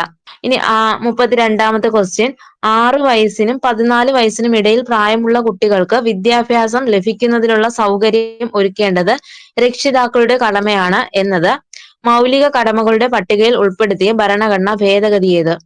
ആൻസർ ആയിട്ട് വരുന്നത് ഓപ്ഷൻ ബി 2002 86ാം ഭരണഘടനാ ഭേദഗതിയാണ്. അപ്പൊ 6 വയസ്സിനും 14 വയസ്സിനും ഇടയിൽ പ്രായമുള്ള കുട്ടികൾക്ക് വിദ്യാഭ്യാസം ലഭിക്കുന്നതിനുള്ള സൗകര്യം ഒരുക്കേണ്ടത് രക്ഷിതാക്കളുടെ കടമയാണ് എന്ന് പ്രതിപാദിക്കുന്ന ഭരണഘടനാ ഭേദഗതിയാണ് 2002 86ാം ഭരണഘടനാ ഭേദഗതി. ഇനി 33ാമത്തെ ക്വസ്റ്റ്യൻ, ഇന്ത്യൻ പ്രസിഡന്റ് 352ാം വകുപ്പ് അനുസരിച്ച് അടിയന്തരാവസ്ഥ പ്രഖ്യാപിച്ചാൽ 19ാം വകുപ്പ് പ്രകാരമുള്ള മൗലിക അവകാശങ്ങൾ മരവിപ്പിക്കുന്നു. രണ്ടാമത്തെ പ്രസ്താവന മൗലിക അവകാശങ്ങൾ ന്യായവാദാർഹമാണ്. മൂന്നാമത്തെ പ്രസ്താവന 2002 86ാം ഭരണഘടനാ ഭേദഗതിയിലൂടെയാണ് വിദ്യാഭ്യാസത്തിനുള്ള അവകാശം മൗലിക അവകാശങ്ങളുടെ പട്ടികയിൽ ഉൾപ്പെടുത്തിയത്. നാലാമത്തെ പ്രസ്താവന ഭരണഘടനയുടെ 21ാം വകുപ്പിൽ അഭിപ്രായ സ്വാതന്ത്ര്യത്തെക്കുറിച്ച് പ്രതിപാദിക്കുന്നു. അപ്പൊ ആൻസർ ആയിട്ട് വരുന്നത് ഓപ്ഷൻ എ ആണ്. 2, 3 പ്രസ്താവനകൾ മാത്രമാണ് ശരിയായിട്ടുള്ളത്. ഏതൊക്കെയാണ്? മൗലിക അവകാശങ്ങൾ ന്യായവാദ അർഹമാണ്. ഇനി 2002 86ാം ഭരണഘടനാ ഭേദഗതിയിലൂടെയാണ് വിദ്യാഭ്യാസത്തിനുള്ള അവകാശം മൗലിക അവകാശങ്ങളുടെ പട്ടികയിൽ ഉൾപ്പെടുത്തിയിരിക്കുന്നത്. അപ്പൊ ഭരണഘടനയുടെ എത്രാം വകുപ്പിലാണ് അഭിപ്രായ സ്വാതന്ത്ര്യത്തെ കുറിച്ച് പറയുന്നത്? അത് 19ാം വകുപ്പിലാണ്. 19 1 എയിൽ പറയുന്നത് എന്താണ്? അഭിപ്രായ സ്വാതന്ത്ര്യത്തെ കുറിച്ച് പറയുന്നത് 19 എയിലാണ്. അപ്പോഴ് ഈ ഇന്ത്യൻ പ്രസിഡന്റ് എത്രാം ആർട്ടിക്കിൾ പ്രയോഗിക്കുമ്പോഴാണ്? അത് ആർട്ടിക്കിൾ 352 അല്ല, 358 ആണ് കേട്ടോ. ആർട്ടിക്കിൾ 358 പ്രതിപാദിപ്പിക്കുമ്പോഴാണ് ദേശീയ അടിയന്തരാവസ്ഥ പ്രഖ്യാപിക്കുമ്പോൾ അനുച്ഛേദം 19 പ്രതിപാദിക്കുന്ന 6 മൗലിക സ്വാതന്ത്ര്യങ്ങളും റദ്ദു ചെയ്യപ്പെടും എന്ന് പറയുന്നുണ്ട്. അപ്പൊ ആർട്ടിക്കിൾ 358 പ്രതിപാദിക്കുന്ന എന്താണ്? ദേശീയ അടിയന്തരാവസ്ഥ പ്രഖ്യാപിക്കുമ്പോൾ അനുച്ഛേദം 19 പ്രതിപാദിക്കുന്ന 6 മൗലിക സ്വാതന്ത്ര്യങ്ങൾ റദ്ദു ചെയ്യപ്പെടും എന്ന് പറയുന്നു. ഇനി അടുത്ത ക്വസ്റ്റ്യൻ, 34ാമത്തെ ക്വസ്റ്റ്യൻ, വിവരാവകാശ നിയമം 2019 ഭേദഗതിയുമായി ബന്ധപ്പെട്ട് തെറ്റായ പ്രസ്താവന ഏത്? ഒന്നാമത്തെ പ്രസ്താവന ഇന്ത്യൻ വിവരാവകാശ നിയമം നിലവിൽ വന്നത് 2005 ഒക്ടോബർ 12 രണ്ടാമത്തെ പ്രസ്താവന കേന്ദ്ര വിവരാവകാശ കമ്മീഷണർ കാലാവധി 5 വർഷം അല്ലെങ്കിൽ 60 വയസ്സ് തികയുന്നത് വരെ ഏതാണോ ആദ്യം വരുന്നത് അതാണ്. മൂന്നാമത്തെ പ്രസ്താവന പ്രധാനമന്ത്രി ചെയർമാനായ സെലക്ഷൻ കമ്മിറ്റി നാമനിർദ്ദേശം ചെയ്യുന്ന വ്യക്തിയാണ് പ്രസിഡന്റ് കേന്ദ്ര വിവരാവകാശ കമ്മീഷണറായി നിയമിക്കുന്നത്. നാലാമത്തെ പ്രസ്താവന പറയുന്നത് വിവരാവകാശ നിയമത്തിന്റെ പരിപാലനം നിരീക്ഷിക്കുക, സർക്കാർ വകുപ്പുകളിൽ പബ്ലിക് വിവരങ്ങൾ ലഭ്യമാക്കുന്നതിന് ഉറപ്പിക്കൽ എന്നിവയാണ് കേന്ദ്ര വിവരാവകാശ കമ്മീഷണറുടെ മുഖ്യ ചുമതലകൾ. അപ്പൊ ആൻസർ ആയിട്ട് വരുന്നത് തെറ്റായിട്ടുള്ളത് പറഞ്ഞിരിക്കുന്നത് രണ്ടാമത്തെയാണ് കേട്ടോ. അപ്പൊ ശരിയായിട്ടുള്ളത് പറയാം. ഇന്ത്യൻ വിവരാവകാശ നിയമം നിലവിൽ വന്നത് വർഷം 2005 ഒക്ടോബർ 12-നാണ്. ഇന്ത്യൻ വിവരാവകാശ നിയമം നിലവിൽ വരുന്നത് 2005 ഒക്ടോബർ 12-നാണ്. ഇനി പ്രധാനമന്ത്രി ചെയർമാനായിട്ടുള്ള ഒരു സെലക്ഷൻ കമ്മിറ്റി നാമനിർദ്ദേശം ചെയ്യുന്ന വ്യക്തിയെയാണ് പ്രസിഡന്റ് കേന്ദ്ര വിവരാവകാശ കമ്മീഷണറായിട്ട് നിയമിക്കുന്നത്. വിവരാവകാശ നിയമത്തിന്റെ പരിപാലനം നിരീക്ഷിക്കുക, സർക്കാർ വകുപ്പുകളിൽ പബ്ലിക് വിവരങ്ങൾ ലഭ്യമാക്കുന്നത് ഉറപ്പിക്കൽ എന്നിവയാണ് കേന്ദ്ര വിവരാവകാശ കമ്മീഷണറുടെ മുഖ്യ ചുമതല എന്ന് പറയുന്നത്. അപ്പൊ കേന്ദ്ര വിവരാവകാശ കമ്മീഷണറുടെ കാലാവധി എന്ന് പറയുന്നത് 3 വർഷം അല്ലെങ്കിൽ 65 വയസ്സാണ്. കേന്ദ്ര വിവരാവകാശ കമ്മീഷണറുടെ കാലാവധി പറയുന്നത് 3 വർഷം അല്ലെങ്കിൽ 65 വയസ്സാണ്. ഇതിൽ ഏതാണോ ആദ്യം? ഇനി 2019 വിവരാവകാശ നിയമ ഭേദഗതി പ്രകാരം നിലവിൽ കേന്ദ്ര സർക്കാരാണ് കാലാവധി തീരുമാനിക്കുന്നത്. 2019 വിവരാവകാശ നിയമ ഭേദഗതി പ്രകാരം നിലവിലെ ആരാണ്? കേന്ദ്ര സർക്കാരാണ് കേന്ദ്ര വിവരാവകാശ കമ്മീഷണറുടെ കാലാവധി തീരുമാനിക്കുന്നത്. ഇനി 35-ാമത്തെ ക്വസ്റ്റ്യൻ, ഇന്ത്യൻ ഭരണഘടനയിൽ പ്രതിപാദിക്കുന്ന സ്വകാര്യ സ്വത്തവകാശവുമായി ബന്ധപ്പെട്ട ശരിയായ പ്രസ്താവനകൾ കണ്ടെത്തുക. ഒന്നാമത്തെ പ്രസ്താവന, സ്വകാര്യ സ്വത്തവകാശം മൗലികാവകാശങ്ങളുടെ പട്ടികയിൽ നിന്ന് ഒഴിവാക്കിയത് ഇന്ദിരാഗാന്ധി പ്രധാനമന്ത്രിയായ കാലയളവിലാണ്. രണ്ടാമത്തെ പ്രസ്താവന, 1978 44-ാം ഭരണഘടനാ ഭേദഗതിയിലൂടെയാണ് സ്വകാര്യ സ്വത്തവകാശം മൗലിക അവകാശ പട്ടികയിൽ നിന്ന് നീക്കം ചെയ്തത്. ഇനി മൂന്നാമത്തെ പ്രസ്താവന, നിലവിൽ ഭരണഘടനയുടെ 300A വകുപ്പിലാണ് സ്വകാര്യ സ്വത്തവകാശത്തെ കുറിച്ച് പറയുന്നത്. ആൻസർ ആയിട്ട് വരുന്നത് ഓപ്ഷൻ ഡി ആണ്. 2ഉം 3ഉം മാത്രമാണ് ശരിയായിട്ടുള്ളത്. ഏതൊക്കെയാണ്? 1978 44-ാം ഭരണഘടനാ ഭേദഗതിയിലൂടെയാണ് സ്വകാര്യ സ്വത്തവകാശം മൗലിക അവകാശങ്ങളുടെ പട്ടികയിൽ നിന്ന് നീക്കം ചെയ്തത്. നിലവിൽ ഭരണഘടനയുടെ ഏത് വകുപ്പിലാണ് സ്വകാര്യ സ്വത്തവകാശത്തെ പറ്റി പറയുന്നത്? അത് 300A-യിലാണ്. 300A-യിലാണ്. ഇനി സ്വകാര്യ സ്വത്തവകാശം മൗലിക അവകാശങ്ങളുടെ പട്ടികയിൽ നിന്ന് ഒഴിവാക്കിയത് ഏത് പ്രധാനമന്ത്രിയുടെ കാലയളവിലാണെന്ന് വെച്ചാൽ അത് മൊറാർജി ദേശായിയാണ്. മൊറാർജി ദേശായി. അന്നത്തെ പ്രസിഡന്റ് ആരാണെന്ന് വെച്ചാൽ അത് നീലം സഞ്ജീവ റെഡ്ഡിയാണ് കേട്ടോ. അന്നത്തെ പ്രസിഡന്റ് ആരാണെന്ന് വെച്ചാൽ അത് നീലം സഞ്ജീവ റെഡ്ഡിയാണ്. ഇനി അടുത്ത ക്വസ്റ്റ്യൻ, 36-ാമത്തെ ക്വസ്റ്റ്യൻ, ജനഗണമന ഇന്ത്യയുടെ ദേശീയ ഗാനമായി അംഗീകരിച്ചതെന്ന്. ആൻസർ ആയിട്ട് വരുന്ന ഓപ്ഷൻ സി 1950 ജാനുവരി 24. 1950 ജാനുവരി 24-നാണ് ജനഗണമന ഇന്ത്യയുടെ ദേശീയ ഗാനമായിട്ട് അംഗീകരിച്ചത്. ദേശീയ ഗാനവും ദേശീയ ഗീതവും അംഗീകരിച്ചത് 1950 ജാനുവരി 24-നാണ്. ദേശീയ പതാക ചോദിച്ചാൽ 1947 ജൂലൈ 22-ആണ്. ദേശീയ പതാക 1947 ജൂലൈ 22-നാണ്. ദേശീയ മുദ്ര അംഗീകരിക്കുന്നത് എന്നാണ്? ദേശീയമുദ്ര അത് 1950 ജാനുവരി 26-ആണ്. 1950 ജാനുവരി 26. ഇനി 37-ാമത്തെ ക്വസ്റ്റ്യൻ, ഇന്ത്യൻ ഭരണഘടനയിൽ ഏത് വകുപ്പിലാണ് ദേശീയ പതാകയെ കുറിച്ച് പ്രതിപാദിക്കുന്നത്? ആൻസർ ആയിട്ട് വരുന്നത് option A 51A clause A വകുപ്പിലാണ്. ഇന്ത്യൻ ഭരണഘടനയിലെ ഏത് വകുപ്പിലാണ് ദേശീയ പതാകയെ കുറിച്ച് പറയുന്നത് എന്ന് വെച്ചാൽ 51A വകുപ്പാണ്. ഇനി 38-ാമത്തെ ക്വസ്റ്റ്യൻ, ഇന്ത്യയുടെ ദേശീയ ഗീതമായ വന്ദേ മാതരം ആദ്യമായി പൊതുവേദിയിൽ പാടിയത് ഇന്ത്യൻ നാഷണൽ കോൺഗ്രസിന്റെ ഏത് സമ്മേളനത്തിൽ വെച്ചാണ്? ആൻസർ ആയിട്ട് വരുന്ന ഓപ്ഷൻ എ 1896 കൊൽക്കത്ത സമ്മേളനത്തിൽ വെച്ചാണ്. ഇന്ത്യയുടെ ദേശീയ ഗീതമായ വന്ദേ മാതരം ആദ്യമായിട്ട് പൊതുവേദിയിൽ പാടിയത് ഇന്ത്യൻ നാഷണൽ കോൺഗ്രസിന്റെ ഏത് സമ്മേളനമാണെന്ന് വെച്ചാൽ 1896 കൽക്കത്ത സമ്മേളനമാണ്. അതിന്റെ അധ്യക്ഷൻ ആരാണെന്ന് വെച്ചാൽ അത് റഹമത്തുള്ള സയാനിയാണ് കേട്ടോ. റഹമത്തുള്ള സയാനിയാണ്. ഇനി ദേശീയ ഗാനമായ ജനഗണമന പൊതുവേദിയിൽ അവതരിപ്പിച്ചത് 1911 കൊൽക്കത്ത സമ്മേളനം. 1911 കൊൽക്കത്ത സമ്മേളനം. ആ സമ്മേളനത്തിന്റെ അധ്യക്ഷൻ ചോദിച്ചാൽ അത് BN ധർ ആണ് കേട്ടോ. BN ധർ. അപ്പൊ ഇവിടെ ഓപ്ഷനിൽ 1916 ലക്നൗ സമ്മേളനം. അതിന്റെ ഒരു പ്രത്യേകത എന്ന് പറയുന്നത് എന്താണ്? മിതവാദികളും തീവ്രവാദികളും ഒന്നിച്ച സമ്മേളനം ചോദിച്ചാൽ 1916 ലക്നൗ സമ്മേളനം. 1916 ലക്നൗ സമ്മേളനമാണ്. പിന്നീട് ഇവിടെ കൊടുത്തിരിക്കുന്നത് 1924 ബൽഗാം സമ്മേളനം. എന്താണ് പ്രത്യേകത? 1924 ബൽഗാം സമ്മേളനം അത് ഗാന്ധിജി അധ്യക്ഷനായ ഗാന്ധിജി അധ്യക്ഷനായ കോൺഗ്രസ് സമ്മേളനമാണ്. പിന്നീട് 1909 ലാഹോർ സമ്മേളനം. എന്താണ്? പൂർണ്ണ സ്വരാജ് പ്രഖ്യാപിച്ച INC സമ്മേളനം ചോദിച്ചാൽ 1929 ലാഹോർ സമ്മേളനമാണ്. നെഹ്റു, ജവഹർലാൽ നെഹ്റു ആയിരുന്നു അധ്യക്ഷൻ. അപ്പൊ ഇനി അടുത്ത ക്വസ്റ്റ്യൻ, 39ാമത്തെ ക്വസ്റ്റ്യൻ, അവസര സമത്വത്തെ കുറിച്ച് പ്രതിപാദിക്കുന്ന ഭരണഘടനാ വകുപ്പ് ഏത്? ആൻസർ ആയിട്ട് വരുന്ന ഓപ്ഷൻ ബി 16ാം വകുപ്പാണ്. അവസര സമത്വത്തെ കുറിച്ച് പ്രതിപാദിക്കുന്ന ഭരണഘടനാ വകുപ്പാണ് 16ാം വകുപ്പ്. 14ാം വകുപ്പിൽ എന്താണ് പറയുന്നത്? 14 അത് നിയമത്തിന് മുന്നിൽ സമത്വമാണ്. നിയമത്തിന് മുന്നിൽ സമത്വമാണ്. 18ാം വകുപ്പ് എന്താണ് പറയുന്നത്? 18ാം വകുപ്പ് അത് സ്ഥാനപ്പേരുകൾ നിർത്തലാക്കൽ. സ്ഥാനപ്പേരുകൾ, ടൈറ്റിൽ നിർത്തലാക്കൽ 18ാം വകുപ്പാണെങ്കിൽ 24ാം വകുപ്പിൽ എന്താണ് പറയുന്നത്? 24 അത് ബാലവേല നിരോധനത്തെ കുറിച്ച് പറയുന്നു. ബാലവേല നിരോധനം. 40ാമത്തെ ക്വസ്റ്റ്യൻ, ഇന്ത്യയുടെ ദേശീയ ചിഹ്നവുമായി ബന്ധപ്പെട്ട് തെറ്റായ പ്രസ്താവന ഏത്? ഒന്നാമത്തെ പ്രസ്താവന, സത്യമേവ ജയതേ എന്ന മുണ്ടകോപനിഷത്തിൽ നിന്നെടുത്ത മുദ്രാവാക്യം ദേശീയ ചിഹ്നത്തിന്റെ അടിഭാഗത്ത് ആലേഖനം ചെയ്തിരിക്കുന്നു. രണ്ടാമത്തെ പ്രസ്താവന, സിംഹം, കാള, കുതിര, ആന എന്നീ മൃഗങ്ങളുടെ രൂപങ്ങൾ ദേശീയ ചിഹ്നത്തിലുണ്ട്. മൂന്നാമത്തെ പ്രസ്താവന, 1947 ഓഗസ്റ്റ് 15-നാണ് ദേശീയ ചിഹ്നം ഔദ്യോഗികമായി അംഗീകരിച്ചത്. നാലാമത്തെ പ്രസ്താവന, സാരാനാഥിലെ അശോക സ്തംഭത്തിലെ സിംഹ തോരണമാണ് ഇന്ത്യയുടെ ദേശീയ ചിഹ്നമായി സ്വീകരിച്ചത്. ആൻസർ ആയിട്ട് വരുന്ന ഓപ്ഷൻ സി ആണ്. 3 മാത്രമാണ് തെറ്റായിട്ട് വരുന്നത്.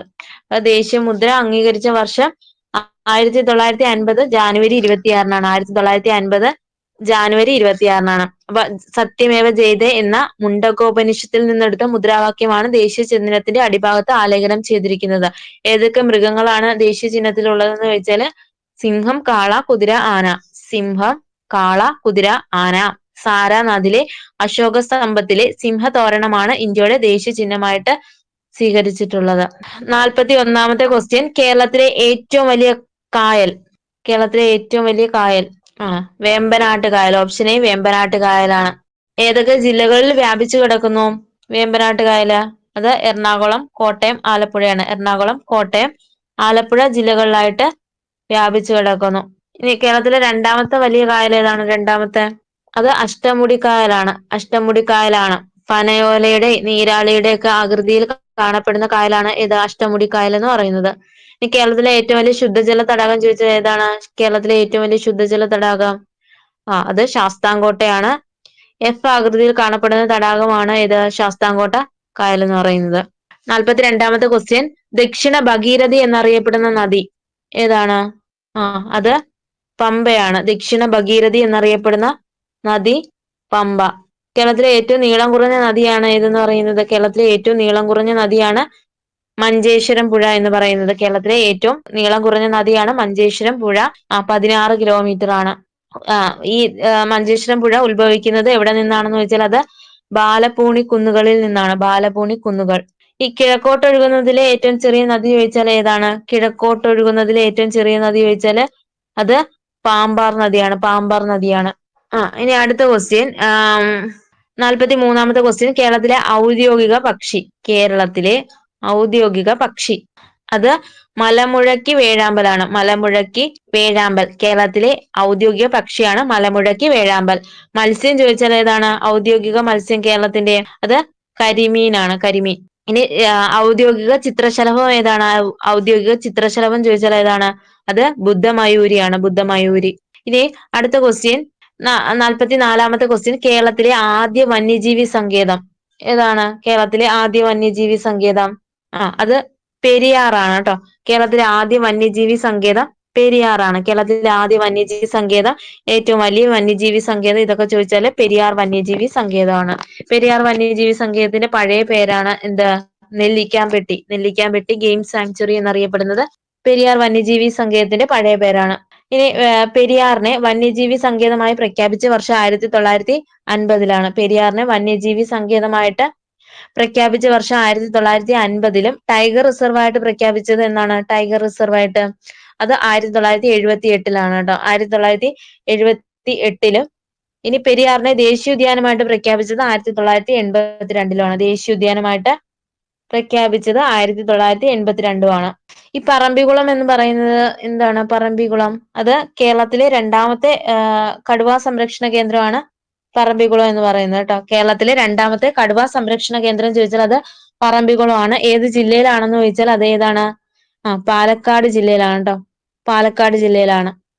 ഈ കേരളത്തിലെ ഏറ്റവും വലിയ രണ്ടാമത്തെ വന്യജീവി സങ്കേതം ഏതാണ്? കേരളത്തിലെ ഏറ്റവും വലിയ രണ്ടാമത്തെ വന്യജീവി സങ്കേതം ചോദിച്ചാൽ അത് വയനാട് വന്യജീവി സങ്കേതമാണ്. വയനാട് വന്യജീവി സങ്കേതം വർഷം 1973 1973. അതിന്റെ മറ്റൊരു പേരാണ് മുത്തങ്ങ വന്യജീവി സങ്കേതം എന്നറിയപ്പെടുന്നത് ഏതാണ്? വയനാട് വന്യജീവി സങ്കേതമാണ്. ഇവിടെ ഈ മുത്തങ്ങ വന്യജീവി സങ്കേതത്തില് സംരക്ഷിക്കപ്പെടുന്ന മൃഗം ചോദിച്ചാൽ അത് ആനയാണ് കേട്ടോ. ആന. ഇനി അടുത്ത ക്വസ്റ്റ്യൻ, 45ാമത്തെ ക്വസ്റ്റ്യൻ, കൊച്ചിയുടെ ശ്വാസകോശം എന്നറിയപ്പെടുന്ന പക്ഷി സങ്കേതം ഏതാണ്?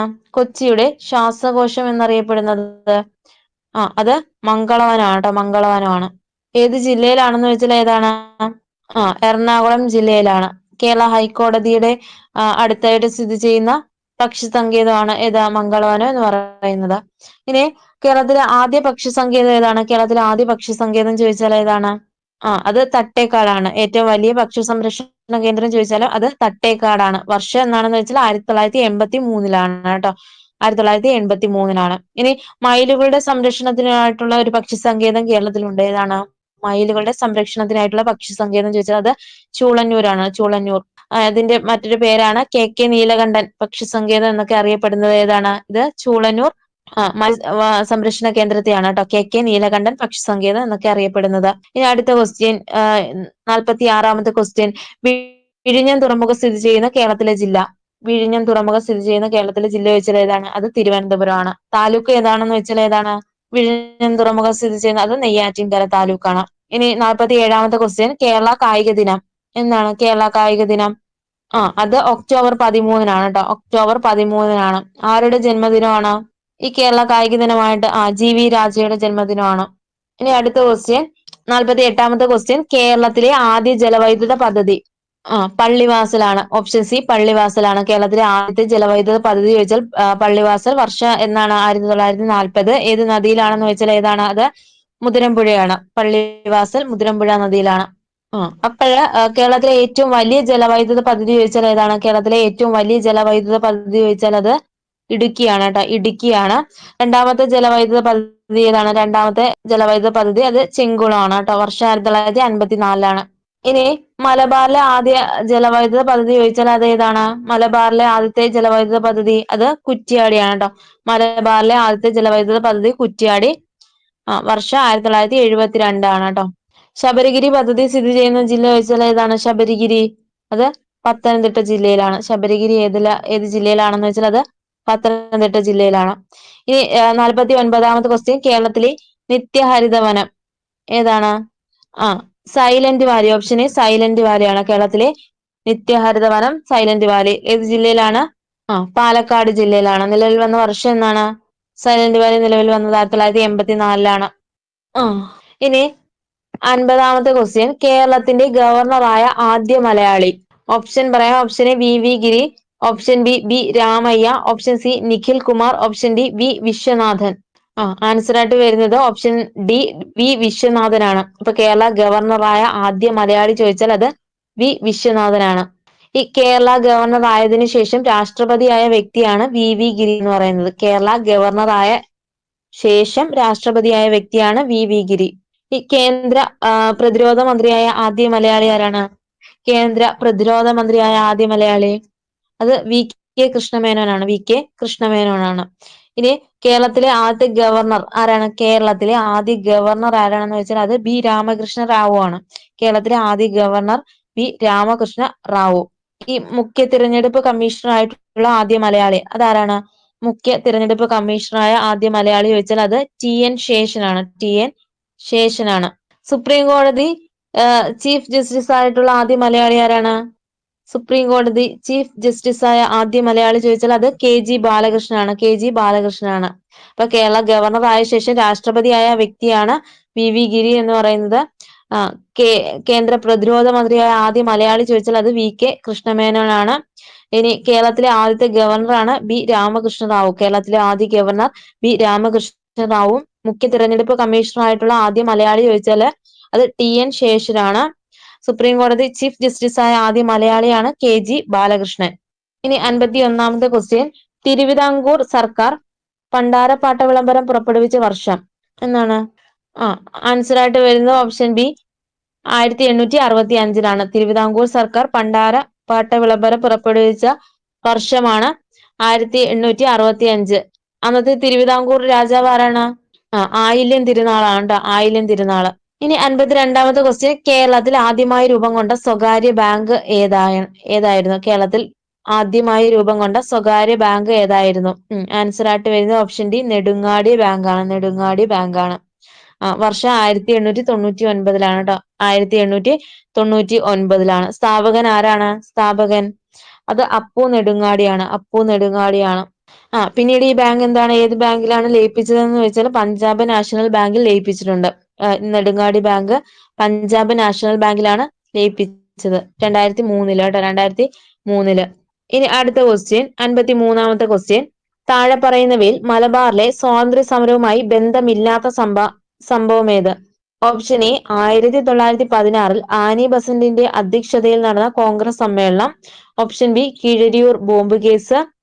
ഓപ്ഷൻ സി മുഹമ്മദ് അബ്ദുറഹ്മാന്റെ നേതൃത്വത്തിൽ നടന്ന ഉപ്പ് നിയമലംഘന സമരം. ഓപ്ഷൻ ഡി 1936 ഇലക്ട്രിസിറ്റി സമരം.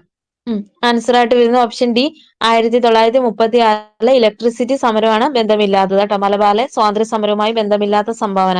അപ്പോഴ് കീഴരിയൂർ ബോംബ് കേസ് നടന്ന വർഷം എന്നാണ്? വർഷം 1942. കീഴരിയൂർ ബോംബ് കേസ് നടന്ന വർഷം 1942. ഈ മലബാറിലെ ക്വിറ്റ് ഇന്ത്യ പ്രസ്ഥാനത്തോടനുബന്ധിച്ച് നടന്ന പ്രധാന സംഭവം ചോദിച്ചാൽ ഏതാണ്? അത് കീഴരിയൂർ ബോംബ് കേസാണ് കേട്ടോ. ഇതുമായി ബന്ധപ്പെട്ടൊരു വ്യക്തിയുണ്ട്. ആരാണ്? കീഴരിയൂർ ബോംബ് കേസുമായി ബന്ധപ്പെട്ടൊരു വ്യക്തി. അത് ഡോക്ടർ KB മേനോൻ ആണ് കേട്ടോ. കീഴരിയൂർ ബോംബ് കേസ് നടന്ന വർഷം 1942. മലബാറിൽ ക്വിറ്റ് ഇന്ത്യ പ്രസ്ഥാനത്തോട് അനുബന്ധിച്ച് നടന്ന സംഭവം ചോദിച്ചാല് അതേതാണ്? അത് കീഴരിയൂർ ബോംബ് കേസാണ്. KB മേനോൻ ആ സംഭവവുമായിട്ട് ബന്ധപ്പെട്ടൊരു വ്യക്തിയാണ്. ഇനി 1916 മലബാർ ജില്ലാ കോൺഗ്രസിന്റെ പ്രഥമ സമ്മേളനം ആരാണ്? അധ്യക്ഷ ആരാണ്? അത് ആനി ബസന്റ് ആണ്. ആനി ബസന്റ് പാലക്കാടാണ് കേട്ടോ, പാലക്കാട്. ഈ 1936 ഇലക്ട്രിസിറ്റി സമരം ഏത് ജില്ലയിലാണ് നടന്നത്?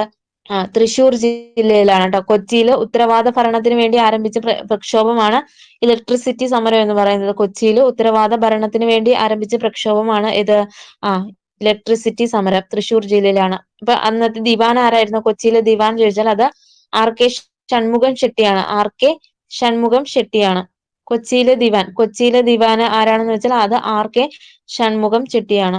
ഇനി 54ാമത്തെ ക്വസ്റ്റ്യൻ, 1932 നിവർത്തന പ്രക്ഷോഭവുമായി ബന്ധമില്ലാത്തത് ആരും? Option A NV Joseph. Option B K Kelappan. Option C PK Kunju. Option D C Kesavan. Answer ആയിട്ട് വരുന്നത് ഓപ്ഷൻ ബി K കേളപ്പനാണ്. നിവർത്തന പ്രക്ഷോഭവുമായി ബന്ധമില്ലാത്തത് K കേളപ്പനാണ്. ബാക്കി ആരൊക്കെയാണ്? ആരൊക്കെ ഉണ്ടെന്ന് ചോദിച്ചാല് NV ജോസഫ് ഉണ്ടായിരുന്നു, C Kesavan, TM Varghese. NV Joseph, C Kesavan, TM Varghese, PK Kunju, CV Kunhiraman ഉണ്ടായിരുന്നു, അബ്ദുൾ റഹ്മാൻ സാഹിബ്. ഇത്രയും പേരാണ് നിവർത്തന പ്രക്ഷോഭത്തിന്റെ നേതാക്കൾ എന്ന് പറയുന്നത്.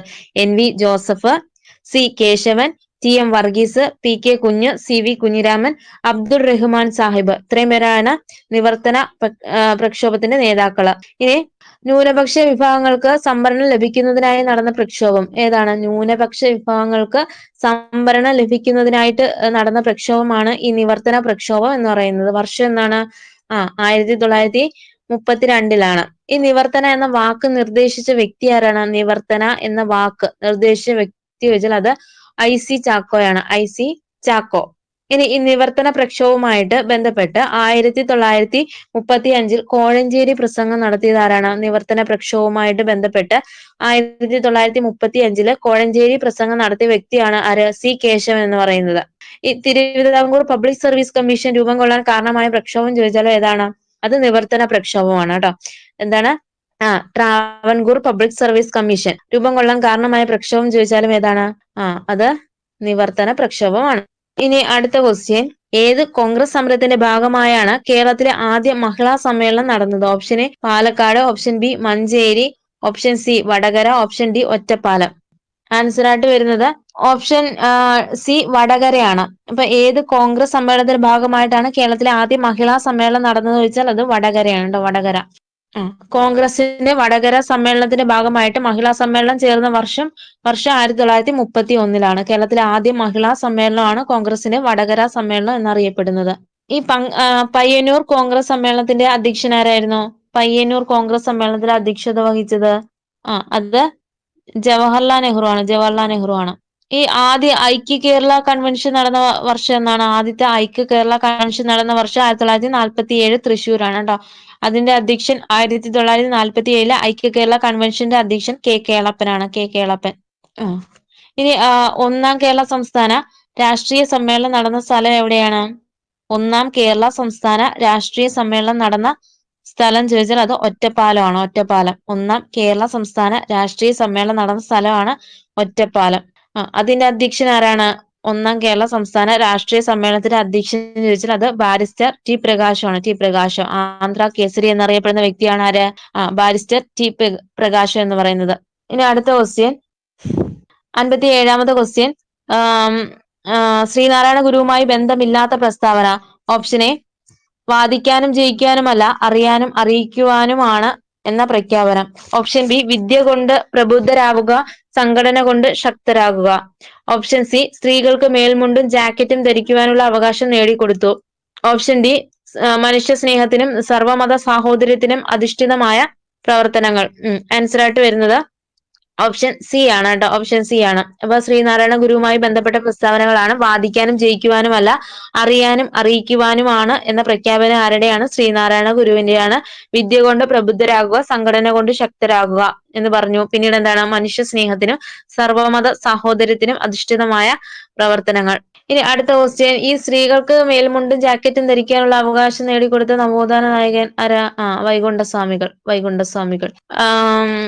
58ാമത്തെ ക്വസ്റ്റ്യൻ, പ്രത്യക്ഷ രക്ഷാ ദേവസഭ സ്ഥാപിച്ച സാമൂഹ്യ പരിഷ്കർത്താവ്.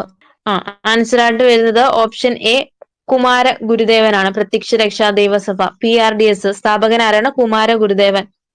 ആസ്ഥാനം ഇരവിപേരൂർ. ഇരവിപേരൂർ പത്തനംതിട്ടയാണ്. വർഷം 1909. 1909. ഇനി അടുത്ത ക്വസ്റ്റ്യൻ, 59ാമത്തെ ക്വസ്റ്റ്യൻ, 1615 കേരളത്തിലെത്തി സാമൂതിരിയുമായി വ്യാപാര ഉടമ്പടി ഒപ്പുവെച്ച ഇംഗ്ലീഷ് ഈസ്റ്റ് ഇന്ത്യ കമ്പനി പ്രതിനിധി ആരായിരുന്നു? ആൻസർ ആയിട്ട് വരുന്ന ഓപ്ഷൻ സി വില്യം കീലിംഗ് ആണ് കേട്ടോ. കീലിംഗ്. 1615 കേരളത്തിലെത്തി സാമൂതിരിയുമായി വ്യാപാര ഉടമ്പടി ഒപ്പുവെച്ച ഇംഗ്ലീഷ് ഈസ്റ്റ് ഇന്ത്യ കമ്പനിയുടെ പ്രതിനിധിയാണ് വില്യം കീലിംഗ്. ഇനി അടുത്ത ക്വസ്റ്റ്യൻ, 60ാമത്തെ ക്വസ്റ്റ്യൻ, വയനാട്ടിലെ കുറിച്യ കലാപവുമായി ബന്ധപ്പെട്ട പ്രസ്താവനകൾ ഏതെല്ലാം? ഒന്നാമത്തെ പ്രസ്താവന ബ്രിട്ടീഷുകാർ അമിത നികുതി ചുമത്തിയത്. രണ്ടാമത്തെ പ്രസ്താവന നികുതി പണമായി അടയ്ക്കാൻ നിർബന്ധിച്ചു. മൂന്നാമത്തെ പ്രസ്താവന നികുതി അടയ്ക്കാൻ കഴിയാത്തവരുടെ കൃഷിഭൂമി പിടിച്ചെടുത്തു. നാലാമത്തെ പ്രസ്താവന എല്ലാം ശരിയുത്തരങ്ങളാണ്. ആൻസർ ആയിട്ട് വരുന്നത് ഓപ്ഷൻ ഡി ആണ്. എല്ലാം ശരിയാണ് കേട്ടോ. അപ്പൊ ബ്രിട്ടീഷുകാർ അമിത നികുതി ചുമത്തിയതും നികുതി പണമായി അടയ്ക്കാൻ നിർബന്ധിച്ചു. പിന്നീട് എന്താണ്? നികുതി അടയ്ക്കാൻ കഴിയാത്തവരുടെ കൃഷിഭൂമി പിടിച്ചെടുത്തു. ഇതാണ് വയനാട്ടിലെ കുറിച്യർ കലാപവുമായി ബന്ധപ്പെട്ട പ്രസ്താവനകൾ. വർഷം എന്നാണ് കുറിച്യർ കലാപം നടന്ന വർഷം? 1812. ഇതിന്റെ നേതാവ് ആരാണ്? കുറിച്യർ കലാപത്തിന്റെ നേതാവ് രാമനമ്പിയാണ്. രാമനമ്പിയാണ്. വട്ടത്തൊപ്പിക്കാരെ പുറത്താക്കുക എന്ന മുദ്രാവാക്യം ഏത് വിപ്ലവവുമായി ബന്ധപ്പെട്ടിരിക്കുന്നു? ഏത് കലാപവുമായി ബന്ധപ്പെട്ടിരിക്കുന്നു? അത് കുറിച്യർ കലാപവുമായി ബന്ധപ്പെട്ടിരിക്കുന്നു. ഇനി 61ാമത്തെ ക്വസ്റ്റ്യൻ, വംശനാശ ഭീഷണി നേരിടുന്ന സസ്യങ്ങളുടെയും ജന്തുക്കളുടെയും വിവരങ്ങൾ ഉൾപ്പെടുത്തി വർഷം തോറും റെഡ് ഡേറ്റ ബുക്ക് പ്രസിദ്ധീകരിക്കുന്ന സംഘടന. ആൻസർ ആയിട്ട് വരുന്നത് ഓപ്ഷൻ ഡി IUCN ആണ് കേട്ടോ. വംശനാശ ഭീഷണി നേരിടുന്ന സസ്യങ്ങളുടെയും ജന്തുക്കളുടെയും വിവരങ്ങൾ ഉൾപ്പെടുത്തി വർഷം തോറും റെഡ് ഡേറ്റ ബുക്ക് പ്രസിദ്ധീകരിക്കുന്ന സംഘടനയാണ് IUCN. ആസ്ഥാനം എവിടെയാണെന്ന് ചോദിച്ചാൽ എവിടെയാണ്? സ്വിറ്റ്സർലൻഡിലെ ഗ്ലാൻഡ് ആണ് കേട്ടോ. ഗ്ലാൻഡ്. റെഡ് ഡേറ്റ ബുക്ക് പ്രസിദ്ധീകരിക്കുന്ന ആരാണെന്ന് വെച്ചാല് വംശനാശ ഭീഷണി നേരിടുന്ന ജീവികളുടെയൊക്കെ വിവരങ്ങള് ഉൾപ്പെടുത്തി റെഡ് ഡേറ്റ ബുക്ക് പ്രസിദ്ധീകരിക്കുന്ന IUCN ആണ്. ഈ WWF വേൾഡ് വൈഡ് ഫണ്ട് അതിന്റെ ആസ്ഥാനം ചോദിച്ചാൽ ഏതാണ്? അതും സ്വിറ്റ്സർലൻഡിൽ ഗ്ലാൻഡ് ആണ് കേട്ടോ. പരിസ്ഥിതി സംരക്ഷണത്തിനായി നിലകൊള്ളുന്ന ഒരു സർക്കാർ ഇതര സംഘടനയാണ് എന്ന് പറയുന്നത് WWF എന്ന് പറയുന്നത്. ഇതിന്റെ ചിഹ്നം എന്താണ്? WWFന്റെ ചിഹ്നം ചോദിച്ചാൽ അത് ഭീമൻ പാണ്ടയാണ്. ഭീമൻ പാണ്ട.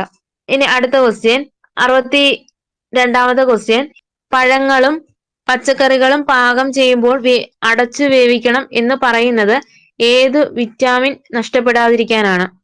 ആൻസർ ആയിട്ട് വരുന്നത് ഓപ്ഷൻ സി വിറ്റാമിൻ സി ആണ് കേട്ടോ. അപ്പം പഴങ്ങളും പച്ചക്കറികളും പാകം ചെയ്യുമ്പോൾ അടച്ചു വേവിക്കണം എന്ന് പറയുന്നത് ഏത് വിറ്റാമിൻ നഷ്ടപ്പെടാതിരിക്കാനാണെന്ന് ചോദിച്ചാൽ അത് വിറ്റാമിൻ സി ആണ്. സൂര്യപ്രകാശത്തിലൂടെ ലഭ്യമാകുന്ന വിറ്റാമിൻ ചോദിച്ചാൽ ഏതാണ്? അത് വിറ്റാമിൻ ഡി ആണ്. വിറ്റാമിൻ ഡി ആണ്. വന്ധ്യതയ്ക്ക് കാരണമായ വിറ്റാമിൻ ഇ ആണ്. Vitamin E. ഡിയുടെ അഭാവം മൂലം റിക്കറ്റ്സ് അഥവാ കണയാണ് കേട്ടോ. ഇയുടെ അഭാവം മൂലം ഉണ്ടാകുന്നതാണ് വന്ധ്യത. ഇനി എന്താണ് അടുത്ത ക്വസ്റ്റ്യൻ? 63ാമത്തെ ക്വസ്റ്റ്യൻ. കണ്ടൽക്കാടുകളെ സംബന്ധിച്ച് താഴെ കൊടുത്തിരിക്കുന്ന പ്രസ്താവനകൾ ശരിയായത് തിരഞ്ഞെടുക്കുക. ഒന്നാമത്തെ പ്രസ്താവന തീരപ്രദേശത്തെ മണ്ണ് പിടിച്ചു നിർത്തുന്നു. രണ്ടാമത്തെ പ്രസ്താവന സുനാമിയെ തടയുന്നു. മൂന്നാമത്തെ പ്രസ്താവന മത്സ്യസമ്പത്ത് കുറയ്ക്കാൻ കാരണമാകുന്നു. ആൻസർ ആയിട്ട് വരുന്നത് ഓപ്ഷൻ സി ആണ്. 1ഉം 2ഉം മാത്രമാണ് ശരിയായിട്ടുള്ളത്. ഏതൊക്കെയാണ്? തീരപ്രദേശത്ത് മണ്ണ് പിടിച്ചു നിർത്തുന്നു, സുനാമിയെ തടയുന്നു. കണ്ടൽക്കാടുകളുമായി ബന്ധപ്പെട്ടയാണ്. കണ്ടൽക്കാടുകളുടെ സംരക്ഷകൻ എന്നറിയപ്പെടുന്ന വ്യക്തി ഉണ്ടല്ലോ, അതാരാ? കല്ലേൻ പൊക്കുടൻ. കല്ലേൻ പൊക്കുടൻ. അദ്ദേഹത്തിന്റെ ആത്മകഥയുടെ പേരാണ് ഇത് കണ്ടൽക്കാടുകൾക്കിടയിൽ എന്റെ ജീവിതം. കണ്ടൽക്കാടുകൾക്കിടയിൽ എന്റെ ജീവിതം എന്ന് പറയുന്നത് അദ്ദേഹത്തിന്റെ ആത്മകഥയാണ്. 64ാമത്തെ ക്വസ്റ്റ്യൻ. കാൽമുട്ടുകളിൽ കാണപ്പെടുന്ന അസ്ഥിസന്ധി ഇവയിൽ ഏതാണ്? കാൽമുട്ടുകളിൽ കാണപ്പെടുന്ന അസ്ഥിസന്ധി ഏതാണ്? ആൻസർ ആയിട്ട് വരുന്നത് വിജാഗിരി സന്ധിയാണ് കേട്ടോ. കാൽമുട്ട്, കൈമുട്ട് ഇവയിലൊക്കെ കാണപ്പെടുന്ന സന്ധിയാണ് ഏത്? വിജാഗിരി സന്ധി എന്ന് പറയുന്നത്. ഇനി 65ാമത്തെ ക്വസ്റ്റ്യൻ. ഭൗമസൂചിക പദവി ലഭിച്ച കുറ്റ്യാട്ടൂർ മാങ്ങ ഉൽപ്പാദിപ്പിക്കപ്പെടുന്ന പ്രദേശം ഉൾപ്പെടുന്ന ജില്ല ഏത്? ഭൗമസൂചിക പദവി ലഭിച്ച കുറ്റ്യാട്ടൂർ മാങ്ങ ഉൽപ്പാദിപ്പിക്കപ്പെടുന്ന പ്രദേശം ഉൾപ്പെടുന്ന ജില്ലയാണ് കണ്ണൂർ ജില്ല. 66ാമത്തെ ക്വസ്റ്റ്യൻ. താഴെ കൊടുത്തിരിക്കുന്നവയിൽ വായുവിലൂടെ പകരുന്ന രോഗങ്ങൾ അല്ലാത്തവ ഏതൊക്കെ? Option A influenza chicken pox. Option B അഞ്ചാം പനി ക്ഷയം. ഓപ്ഷൻ സി COVID-19 വില്ലൻ ചുമ. Option D cholera typhoid. Answer ആയിട്ട് വരുന്നത് ഓപ്ഷൻ ഡി ആണ് കേട്ടോ. കോളറയും ടൈഫോയിഡും ആണ് വായിലൂടെ പകരാത്തത്. ബാക്കിയെല്ലാം എന്താണ്? വായിലൂടെ പകരുന്നത്. കോളറയൊക്കെ പകരുന്നത് മലിനജലത്തിലൂടെയൊക്കെയാണ് പകരുന്നത്. ഇനി അടുത്ത ക്വസ്റ്റ്യൻ 67ാമത്തെ ക്വസ്റ്റ്യൻ. മോണകളിൽ നിന്ന് രക്തവും പഴുപ്പും വരുന്ന രോഗലക്ഷണങ്ങൾ കാണിക്കുന്ന ഒരാളുടെ ഭക്ഷണത്തിൽ നിർബന്ധമായി ഉൾപ്പെടുത്തേണ്ട ഭക്ഷണ പദാർത്ഥങ്ങൾ തിരഞ്ഞെടുക്കുക. ഓപ്ഷൻ എ പാലും പാലുൽപ്പന്നങ്ങളും. ഓപ്ഷൻ ബി നെല്ലിക്ക, നാരങ്ങ തുടങ്ങിയ പഴങ്ങൾ. ഓപ്ഷൻ സി മാംസവും മാംസ ഉൽപ്പന്നങ്ങളും. ഓപ്ഷൻ ഡി ധാന്യങ്ങളും പയറുവർഗ്ഗങ്ങളും. ആൻസർ ആയിട്ട് വരുന്നത് ഓപ്ഷൻ ബി നെല്ലിക്ക, നാരങ്ങ തുടങ്ങിയ പഴങ്ങളാണ് കേട്ടോ. വൈറ്റമിൻ സി അടങ്ങിയിട്ടുള്ളത്. അപ്പൊ മോണകളിൽ നിന്ന് രക്തവും പഴുപ്പും വരുന്ന രോഗലക്ഷണങ്ങൾ കാണിക്കുന്ന ഒരാളുടെ ഭക്ഷണത്തിൽ നിർബന്ധമായി ഉൾപ്പെടുത്തേണ്ട ഭക്ഷണ പദാർത്ഥങ്ങളാണ് നെല്ലിക്ക, നാരങ്ങ തുടങ്ങിയ പഴങ്ങള്. ഇനി 68ാമത്തെ ക്വസ്റ്റ്യൻ. മനുഷ്യന്റെ ലിംബ് വ്യവസ്ഥയെ സംബന്ധിച്ച് താഴെ കൊടുത്തിരിക്കുന്ന പ്രസ്താവനകളിൽ തെറ്റായത് കണ്ടുപിടിച്ചെഴുതുക. ഓപ്ഷൻ എ ലിംഫിൽ എല്ലാ രക്തകോശങ്ങളും വലിയ പ്രോട്ടീനുകളും കാണപ്പെടുന്നു. ഓപ്ഷൻ ബി ലിംബ് കൊഴുപ്പിന്റെ ദഹന ഫലമായുണ്ടാകുന്ന ലഘുഘടകങ്ങൾ ആഗിരണം ചെയ്യാൻ സഹായിക്കുന്നു. ഓപ്ഷൻ സി ലിംബ് രക്തത്തിൽ നിന്ന് രൂപം കൊള്ളുന്നു. ഓപ്ഷൻ ഡി ലിംബ് വ്യവസ്ഥ രോഗപ്രതിരോധത്തിന് സഹായിക്കുന്നു. ആൻസർ ആയിട്ട് വരുന്നത് ഓപ്ഷൻ എ ആണ് തെറ്റായിട്ട് വരുന്നത്. അപ്പൊ ലിംഫ് എന്ന് പറയുന്നത് കൊഴുപ്പിന്റെ ദഹന ഫലമായി ഉണ്ടാകുന്ന ലഘുഘടകങ്ങൾ ആഗിരണം ചെയ്യാനാണ് സഹായിക്കുന്നത്. ലിംഫ് കൊഴുപ്പിന്റെ ദഹന ഫലമായി ഉണ്ടാകുന്ന ലഘുഘടകങ്ങൾ ആഗിരണം ചെയ്യാൻ സഹായിക്കുന്നു. ലിംഫ് രക്തത്തിൽ നിന്ന് രൂപം കൊള്ളുന്നു. ലിംഫ് എന്താണ്? രക്തത്തിൽ നിന്ന് രൂപം കൊള്ളുന്നു. ലിംഫ് വ്യവസ്ഥ രോഗപ്രതിരോധത്തിന് സഹായിക്കുന്നു. ഇനി അടുത്ത ക്വസ്റ്റ്യൻ 69ാമത്തെ ക്വസ്റ്റ്യൻ. മഴക്കാലത്ത് വ്യാപകമായ കൊതുകുജന്യ രോഗങ്ങൾ തടയാൻ ഫലപ്രദമായ മാർഗം തിരഞ്ഞെടുക്കുക. ഓപ്ഷൻ എ വെള്ളം കെട്ടിക്കിടക്കാൻ അനുവദിക്കാതിരിക്കുക. ഓപ്ഷൻ ബി കെട്ടിടങ്ങൾക്ക് ചുറ്റുമുള്ള പാഴ്ചെടികളും മാലിന്യങ്ങളും നീക്കം ചെയ്യുക. ഓപ്ഷൻ സി ആഴ്ചയിൽ ഒരിക്കൽ ഡ്രൈ ഡേ ആചരിക്കുക. ഓപ്ഷൻ ഡി മുകളിൽ കൊടുത്തവയെല്ലാം. ആൻസർ ആയിട്ട് വരുന്നത് ഓപ്ഷൻ ഡി ആണ് കേട്ടോ. വെള്ളം കെട്ടിക്കിടക്കാൻ അനുവദിക്കാതിരിക്കുക, കെട്ടിടങ്ങൾക്ക് ചുറ്റുമുള്ള പാഴ്ചെടികളും മാലിന്യങ്ങളും നീക്കം ചെയ്യുക, ആഴ്ചയിൽ ഒരിക്കൽ ഡ്രൈ ഡേ ആചരിക്കുക. ഇതൊക്കെ എന്താണ്? മഴക്കാല വ്യാപകമായിട്ടുള്ള കൊതുകുജന്യ രോഗങ്ങൾ തടയാൻ ഫലപ്രദമായ മാർഗങ്ങളാണ്. ഇനി 70ാമത്തെ ക്വസ്റ്റ്യൻ. പുല്ല്, മാൻ, കടുവ, കഴുകൻ ഈ ഭക്ഷ്യശൃംഖലയിൽ തൃതീയ ഉപഭോക്താവ് ആര്?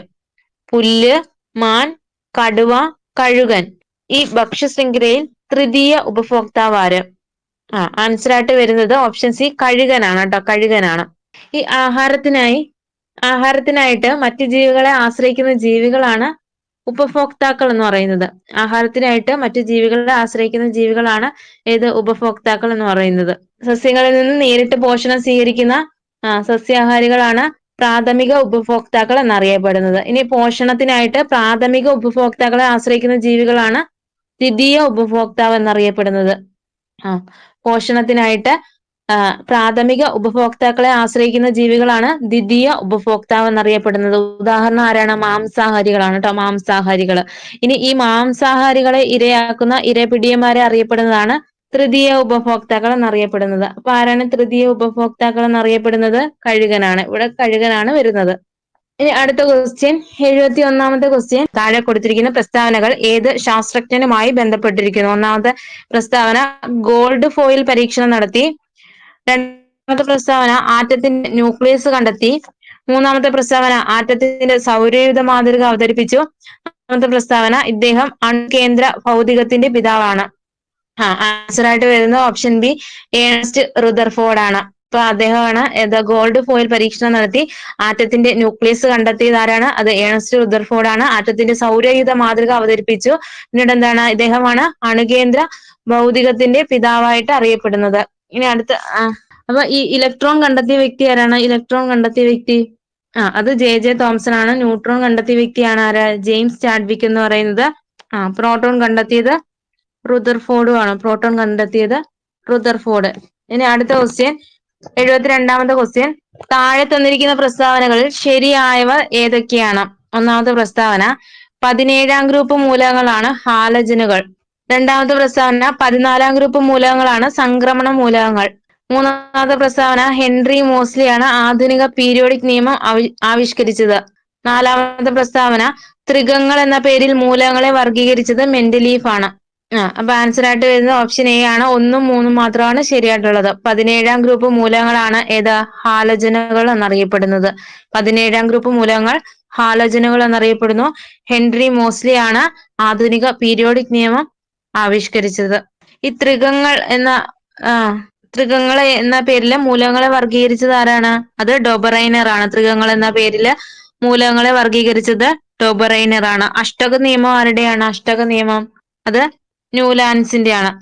ഈ മെൻഡലീഫ് മൂലകങ്ങളെ എന്തിന്റെ അടിസ്ഥാനത്തിലാണ് വേർതിരിച്ചത്? അത് അറ്റോമിക മാസിന്റെ അടിസ്ഥാനത്തിലാണ്. മൂലകങ്ങളെ അറ്റോമിക മാസിന്റെ അടിസ്ഥാനത്തിൽ വേർതിരിച്ചതാണ് മെൻഡലീഫ് എന്ന് പറയുന്നത്. ഇനി അടുത്തായിട്ട് പറയുന്നത് 16ാം ഗ്രൂപ്പ് മൂലകങ്ങളെ ഏത് പേരിലാണ് അറിയപ്പെടുന്നത്? 16ാം ഗ്രൂപ്പ് മൂലകങ്ങളെ ഓക്സിജൻ കുടുംബം അഥവാ ചാൽക്കോജൻ ഗ്രൂപ്പ് എന്നൊക്കെ അറിയപ്പെടുന്നത് ഏതാണ്? ഓക്സിജൻ ആണ്. ഓക്സിജൻ. ഡി ബ്ലോക്ക് മൂലകങ്ങൾ ഉൾപ്പെടുന്നതാണ് ഏത്? സംക്രമണ മൂലകങ്ങൾ എന്നറിയപ്പെടുന്നത്. ഡി ബ്ലോക്ക് മൂലകങ്ങളില് 3 മുതൽ 12 വരെ. ഈ ബോറോൺ കുടുംബം അഥവാ അലൂമിനിയം കുടുംബം എന്നൊക്കെ അറിയപ്പെടുന്ന ഏത് ഗ്രൂപ്പാണ്? അത് 13ാം ഗ്രൂപ്പാണ്. 13ാം ഗ്രൂപ്പ്. അലസവാതകങ്ങൾ, ഉത്കൃഷ്ടവാതകങ്ങൾ, കുലീനവാതകങ്ങളൊക്കെ ഉൾപ്പെടുന്ന ഗ്രൂപ്പ് ഏതാണെന്ന് ചോദിച്ചാൽ ഏതാണ്? അത് 18ാം ഗ്രൂപ്പാണ്. 18ാം ഗ്രൂപ്പ്. ഇനി അടുത്ത ക്വസ്റ്റ്യൻ, 73ാമത്തെ ക്വസ്റ്റ്യൻ. ഒരു സമതല ദർപ്പണത്തിൽ വസ്തുവിന്റെ വലതുഭാഗം പ്രതിബിംബത്തിന്റെ ഇടതുഭാഗത്തായും വസ്തുവിന്റെ ഇടതുഭാഗം പ്രതിബിംബത്തിന്റെ വലതുഭാഗത്തായും കാണുന്നു. ഈ പ്രതിഭാസം ഏത് പേരിൽ അറിയപ്പെടുന്നു? ആൻസർ ആയിട്ട് വരുന്ന ഓപ്ഷൻ സി, പാർഷിക വിപരീയമാണ്. പാർഷിക വിപരീയമാണ്. അപ്പൊ ഒരു സമതല ദർപ്പണത്തിൽ വസ്തുവിന്റെ വലതുഭാഗം പ്രതിബിംബത്തിന്റെ ഇടതുഭാഗമായും വസ്തുവിന്റെ ഇടതുഭാഗം പ്രതിബിംബത്തിന്റെ വലതുഭാഗമായും കാണപ്പെടുന്ന ഈ പ്രതിഭാസമാണ് പാർഷിക വിപരീയം. 74ാമത്തെ ക്വസ്റ്റ്യൻ. പ്രവൃത്തിയുടെ SI യൂണിറ്റ് ഏതാണ്? ആൻസർ ആയിട്ട് വരുന്നത് ജൂൾ ആണ്. പ്രവൃത്തിയുടെ SI യൂണിറ്റ് ജൂൾ ആണ്. ഊർജത്തിന്റെ യൂണിറ്റ് ചോദിച്ചാൽ ഏതാണ്? ഊർജം അതും ജൂൾ ആണ്. താപോർജത്തിന്റെ SI യൂണിറ്റ് ഏതാണ്? താപോർജത്തിന്റെ SI യൂണിറ്റ് അത് ജൂൾ ആണ്. ഇനി താപനിലയുടെ SI യൂണിറ്റ് ചോദിച്ചാൽ ഏതാണ്? താപനില അത് കെൽവിൻ ആണ്. കെൽവിൻ ആണ്. പ്രകാശ തീവ്രതയുടെ SI യൂണിറ്റ് ചോദിച്ചാൽ ഏതാണ്? പ്രകാശ തീവ്രത അത് കാൺലയാണ്. കാൺല. ഇനി അടുത്ത ക്വസ്റ്റ്യൻ, 75ാമത്തെ ക്വസ്റ്റ്യൻ. വൈദ്യുത മോട്ടോറിലെ ഊർജ്ജമാറ്റം ഡാഷ് ആണ്. ഏതാ? വൈദ്യുത മോട്ടോറിലെ ഊർജ്ജമാറ്റം ഏതാണ്? ആൻസർ ആയിട്ട് വരുന്ന ഓപ്ഷൻ ബി, വൈദ്യുതോർജ്ജം യാന്ത്രികോർജ്ജമാണ്. വൈദ്യുതോർജ്ജം യാന്ത്രികോർജ്ജമായിട്ട് മാറുന്നു. വൈദ്യുത മോട്ടോർ വൈദ്യുതോർജ്ജം യാന്ത്രികോർജ്ജം. ഡൈനാമോയിലെ പ്രവർത്തന തത്വം എന്താണ്? ഡൈനാമോ അത് യാന്ത്രികോർജ്ജം വൈദ്യുതോർജ്ജമാവുന്നു. യാന്ത്രികോർജ്ജം വൈദ്യുതോർജ്ജമാകുന്നു. ഇസ്തിരിപ്പെട്ടിയിലെയോ? ഇസ്തിരിപ്പെട്ടി അത് വൈദ്യുതോർജ്ജം താപോർജ്ജമാകുന്നു. ഇസ്തിരിപ്പെട്ടി വൈദ്യുതോർജ്ജം താപോർജ്ജമാകുന്നു. ഈ സോളാർ സെല്ലിലെ പ്രവർത്തന സോളാർ സെല്ലിലെ എങ്ങനെയാ? അത് പ്രകാശോർജ്ജം എന്താണ്? വൈദ്യുതോർജ്ജമാകുന്നു. പ്രകാശോർജ്ജം വൈദ്യുതോർജ്ജമാകുന്നു. മൈക്രോഫോൺ ആണെങ്കിലോ? മൈക്രോഫോണ് ശബ്ദോർജ്ജം വൈദ്യുതോർജ്ജമായിട്ട് മാറുന്നു. മൈക്രോഫോണിലാണെങ്കിൽ ശബ്ദോർജ്ജം വൈദ്യുതോർജ്ജമായിട്ട് മാറുന്നു. ഇനി അടുത്ത ക്വസ്റ്റ്യൻ, 76ാമത്തെ ക്വസ്റ്റ്യൻ. താഴെ തന്നിരിക്കുന്നവയിൽ അയിരിന്റെ സാന്ദ്രണവുമായി ബന്ധമില്ലാത്തത് ഏതാണ്? Option A leaching, option B പ്ലവന പ്രക്രിയ, ഓപ്ഷൻ സി കാന്തിക വിഭജനം, ഓപ്ഷൻ ഡി ഉത്പതനം. ആൻസർ ആയിട്ട് വരുന്നത് ഓപ്ഷൻ ഡി ഉത്പതനമാണ്. അപ്പോഴ് അയിരിന്റെ സാന്ദ്രണവുമായി ബന്ധപ്പെട്ടതാണ് ലീച്ചിങ്, കാന്തിക വിഭജനം, പ്ലവന പ്രക്രിയ എന്ന് പറയുന്നത്. ഈ അലൂമിനിയത്തിന്റെ അയിരായ ബോക്സൈറ്റ് സാന്ദ്രണം ചെയ്യുന്ന രീതി ചോദിച്ചാൽ ഏതാണ്? അത് ലീച്ചിങ് ആണ്. ഇനി ഇരുമ്പിന്റെ അയിരിനെ സാന്ദ്രണം ചെയ്യുന്ന രീതിയാണ് കാന്തിക വിഭജനം എന്ന് പറയുന്നത്. ഇരുമ്പിന്റെ അയിരിനെ സാന്ദ്രണം ചെയ്യുന്ന രീതിയാണ് കാന്തിക വിഭജനം എന്ന് പറയുന്നത്. അപദ്രവ്യം സാന്ദ്രത കൂടിയതും അയിര് സാന്ദ്രത കുറഞ്ഞതുമാകുമ്പോൾ ഉപയോഗിക്കുന്ന പ്രക്രിയയാണ് ഏത്? പ്ലവന പ്രക്രിയ എന്ന് പറയുന്നത്. അപ്പൊ അപദ്രവ്യം സാന്ദ്രത കൂടിയതും അയിര് സാന്ദ്രത കുറഞ്ഞതുമാകുമ്പോൾ ഉപയോഗിക്കുന്ന പ്രക്രിയയാണ് പ്ലവന പ്രക്രിയ. സൾഫൈഡ് അയിരുകളിൽ നിന്ന് ഗ്യാങ്ങിനെ നീക്കം ചെയ്യാൻ ഉപയോഗിക്കുന്ന രീതിയാണ് പ്ലവന പ്രക്രിയ എന്ന് പറയുന്നത്. ഈ ഉത്പതനം എന്ന് പറയുന്നത് എന്താണ്? ഉത്പതനം ഖരാവസ്ഥയിൽ ഒരു പദാർത്ഥം ദ്രാവകമാകാതെ നേരിട്ട് വാതകമാകുന്ന പ്രക്രിയയാണ് ഉത്പതനം എന്ന് പറയുന്നത്. ഉദാഹരണം എന്താണ്? നാഫ്തലിൻ, കർപ്പൂരം, നാഫ്തലിൻ, അയഡിൻ. ഇനി അടുത്ത ക്വസ്റ്റ്യൻ, 77ാമത്തെ ക്വസ്റ്റ്യൻ. താഴെ പറയുന്നവയിൽ കത്തുന്ന വാതകം ഏതാണ്? Option A oxygen, option B hydrogen, option C nitrogen, option D argon. Answer ആയിട്ട് വരുന്നത് ഹൈഡ്രജൻ ആണ്. കത്തുന്ന വാതകം ഹൈഡ്രജൻ ആണ്. കത്താൻ സഹായിക്കുന്ന വാതകം ഏതാണ്? ഓക്സിജൻ ആണ്. ജ്വലനത്തെ നിയന്ത്രിക്കുന്ന വാതകം ചോദിച്ചാൽ ഏതാണ് ജ്വലനത്തെ നിയന്ത്രിക്കുന്നത്? അത് നൈട്രജൻ ആണ്. ഇനി അടുത്ത ക്വസ്റ്റ്യൻ, 78ാമത്തെ ക്വസ്റ്റ്യൻ. പ്രകൃതിദത്ത പോളിമറായ റബ്ബറിന്റെ മോണോമർ ഏതാണ്? ആൻസർ ആയിട്ട് വരുന്നത് ഐസോപ്രിൻ ആണ് കേട്ടോ. ഐസോപ്രിൻ. പ്രകൃതിദത്ത പോളിമറായ റബ്ബറിന്റെ മോണോമർ ഏതാണെന്ന് വെച്ചാൽ അത് ഐസോപ്രിൻ ആണ്. ഈ കൃത്രിമ റബ്ബർ ഏതാണ്? ഒരു കൃത്രിമ റബ്ബർ, അത് നിയോപ്രിൻ ആണ്. നിയോപ്രിൻ. കൃത്രിമ റബ്ബർ നിയോപ്രിൻ ആണ്. ആദ്യത്തെ കൃത്രിമ പ്ലാസ്റ്റിക് ചോദിച്ചാൽ ഏതാണ്? ആദ്യ കൃത്രിമ പ്ലാസ്റ്റിക് ചോദിച്ചാൽ അത് ബേക്കലൈറ്റ് ആണ്. ബേക്കലൈറ്റ്. ഇനി ആദ്യമായി നിർമ്മിക്കപ്പെട്ട കൃത്രിമ നൂൽത്തരം ചോദിച്ചാൽ ഏതാണ്? ആദ്യമായിട്ട് നിർമ്മിക്കപ്പെട്ട കൃത്രിമ നൂൽത്തരം ചോദിച്ചാൽ അത് നൈലോൺ ആണ് കേട്ടോ. നൈലോൺ. 79ാമത്തെ ക്വസ്റ്റ്യൻ. താഴെ തന്നിരിക്കുന്നവയിൽ മാസിനെ സംബന്ധിച്ച് തെറ്റായ പ്രസ്താവനകൾ ഏതെല്ലാമാണ്? ഒന്നാമത്തെ പ്രസ്താവന, ഒരു വസ്തുവിൽ അടങ്ങിയിരിക്കുന്ന ദ്രവ്യത്തിന്റെ അളവ്. രണ്ടാമത്തെ പ്രസ്താവന, കോമൺ ബാലൻസ് ഉപയോഗിച്ച് അളക്കുന്നു. മൂന്നാമത്തെ പ്രസ്താവന, സ്പ്രിംഗ് ബാലൻസ് ഉപയോഗിച്ച് അളക്കുന്നു. നാലാമത്തെ പ്രസ്താവന, യൂണിറ്റ് ന്യൂട്ടൺ ആണ്. ഇപ്പൊ ആൻസർ ആയിട്ട് വരുന്ന 3ഉം 4ഉം മാത്രമാണ് തെറ്റായിട്ടുള്ളത്. 3ഉം 4ഉം മാത്രമാണ് തെറ്റായിട്ടുള്ളത്. അപ്പൊ മാസ് എന്ന് പറയുന്നത് എന്താണ്? ഒരു വസ്തുവിൽ അടങ്ങിയിരിക്കുന്ന ദ്രവ്യത്തിന്റെ അളവാണ് മാസ് എന്ന് പറയുന്നത്. ഒരു വസ്തുവിൽ അടങ്ങിയിരിക്കുന്ന ദ്രവ്യത്തിന്റെ അളവിനെ പറയുന്ന പേരാണ് മാസ്. കോമൺ ബാലൻസ് ഉപയോഗിച്ചിട്ടാണ് ഇത് അളക്കുന്നത്. കോമൺ ബാലൻസ് ഉപയോഗിച്ചാണ് അളക്കുന്നത്. അപ്പൊ മാസിന്റെ യൂണിറ്റ് എന്ന് പറയുന്നത് ഏതാണ്? മാസിന്റെ യൂണിറ്റ് കിലോഗ്രാം ആണ്. ഇനി അടുത്ത ക്വസ്റ്റ്യൻ, 80ാമത്തെ ക്വസ്റ്റ്യൻ. സാധാരണ അവസ്ഥയിൽ മനുഷ്യന്റെ ശരീര താപനില എത്ര Fahrenheit? Option C 98.6 degree Fahrenheit ആണ് കേട്ടോ. സാധാരണ അവസ്ഥയിൽ മനുഷ്യന്റെ ശരീര താപനില എന്താണെന്ന് വെച്ചാൽ 98.6 ഡിഗ്രി ഫാരൻഹീറ്റ് ആണ്. അപ്പൊ ഇന്ന് ഇത്രയേ ഉള്ളൂ ക്വസ്റ്റ്യൻ. Okay, thank you.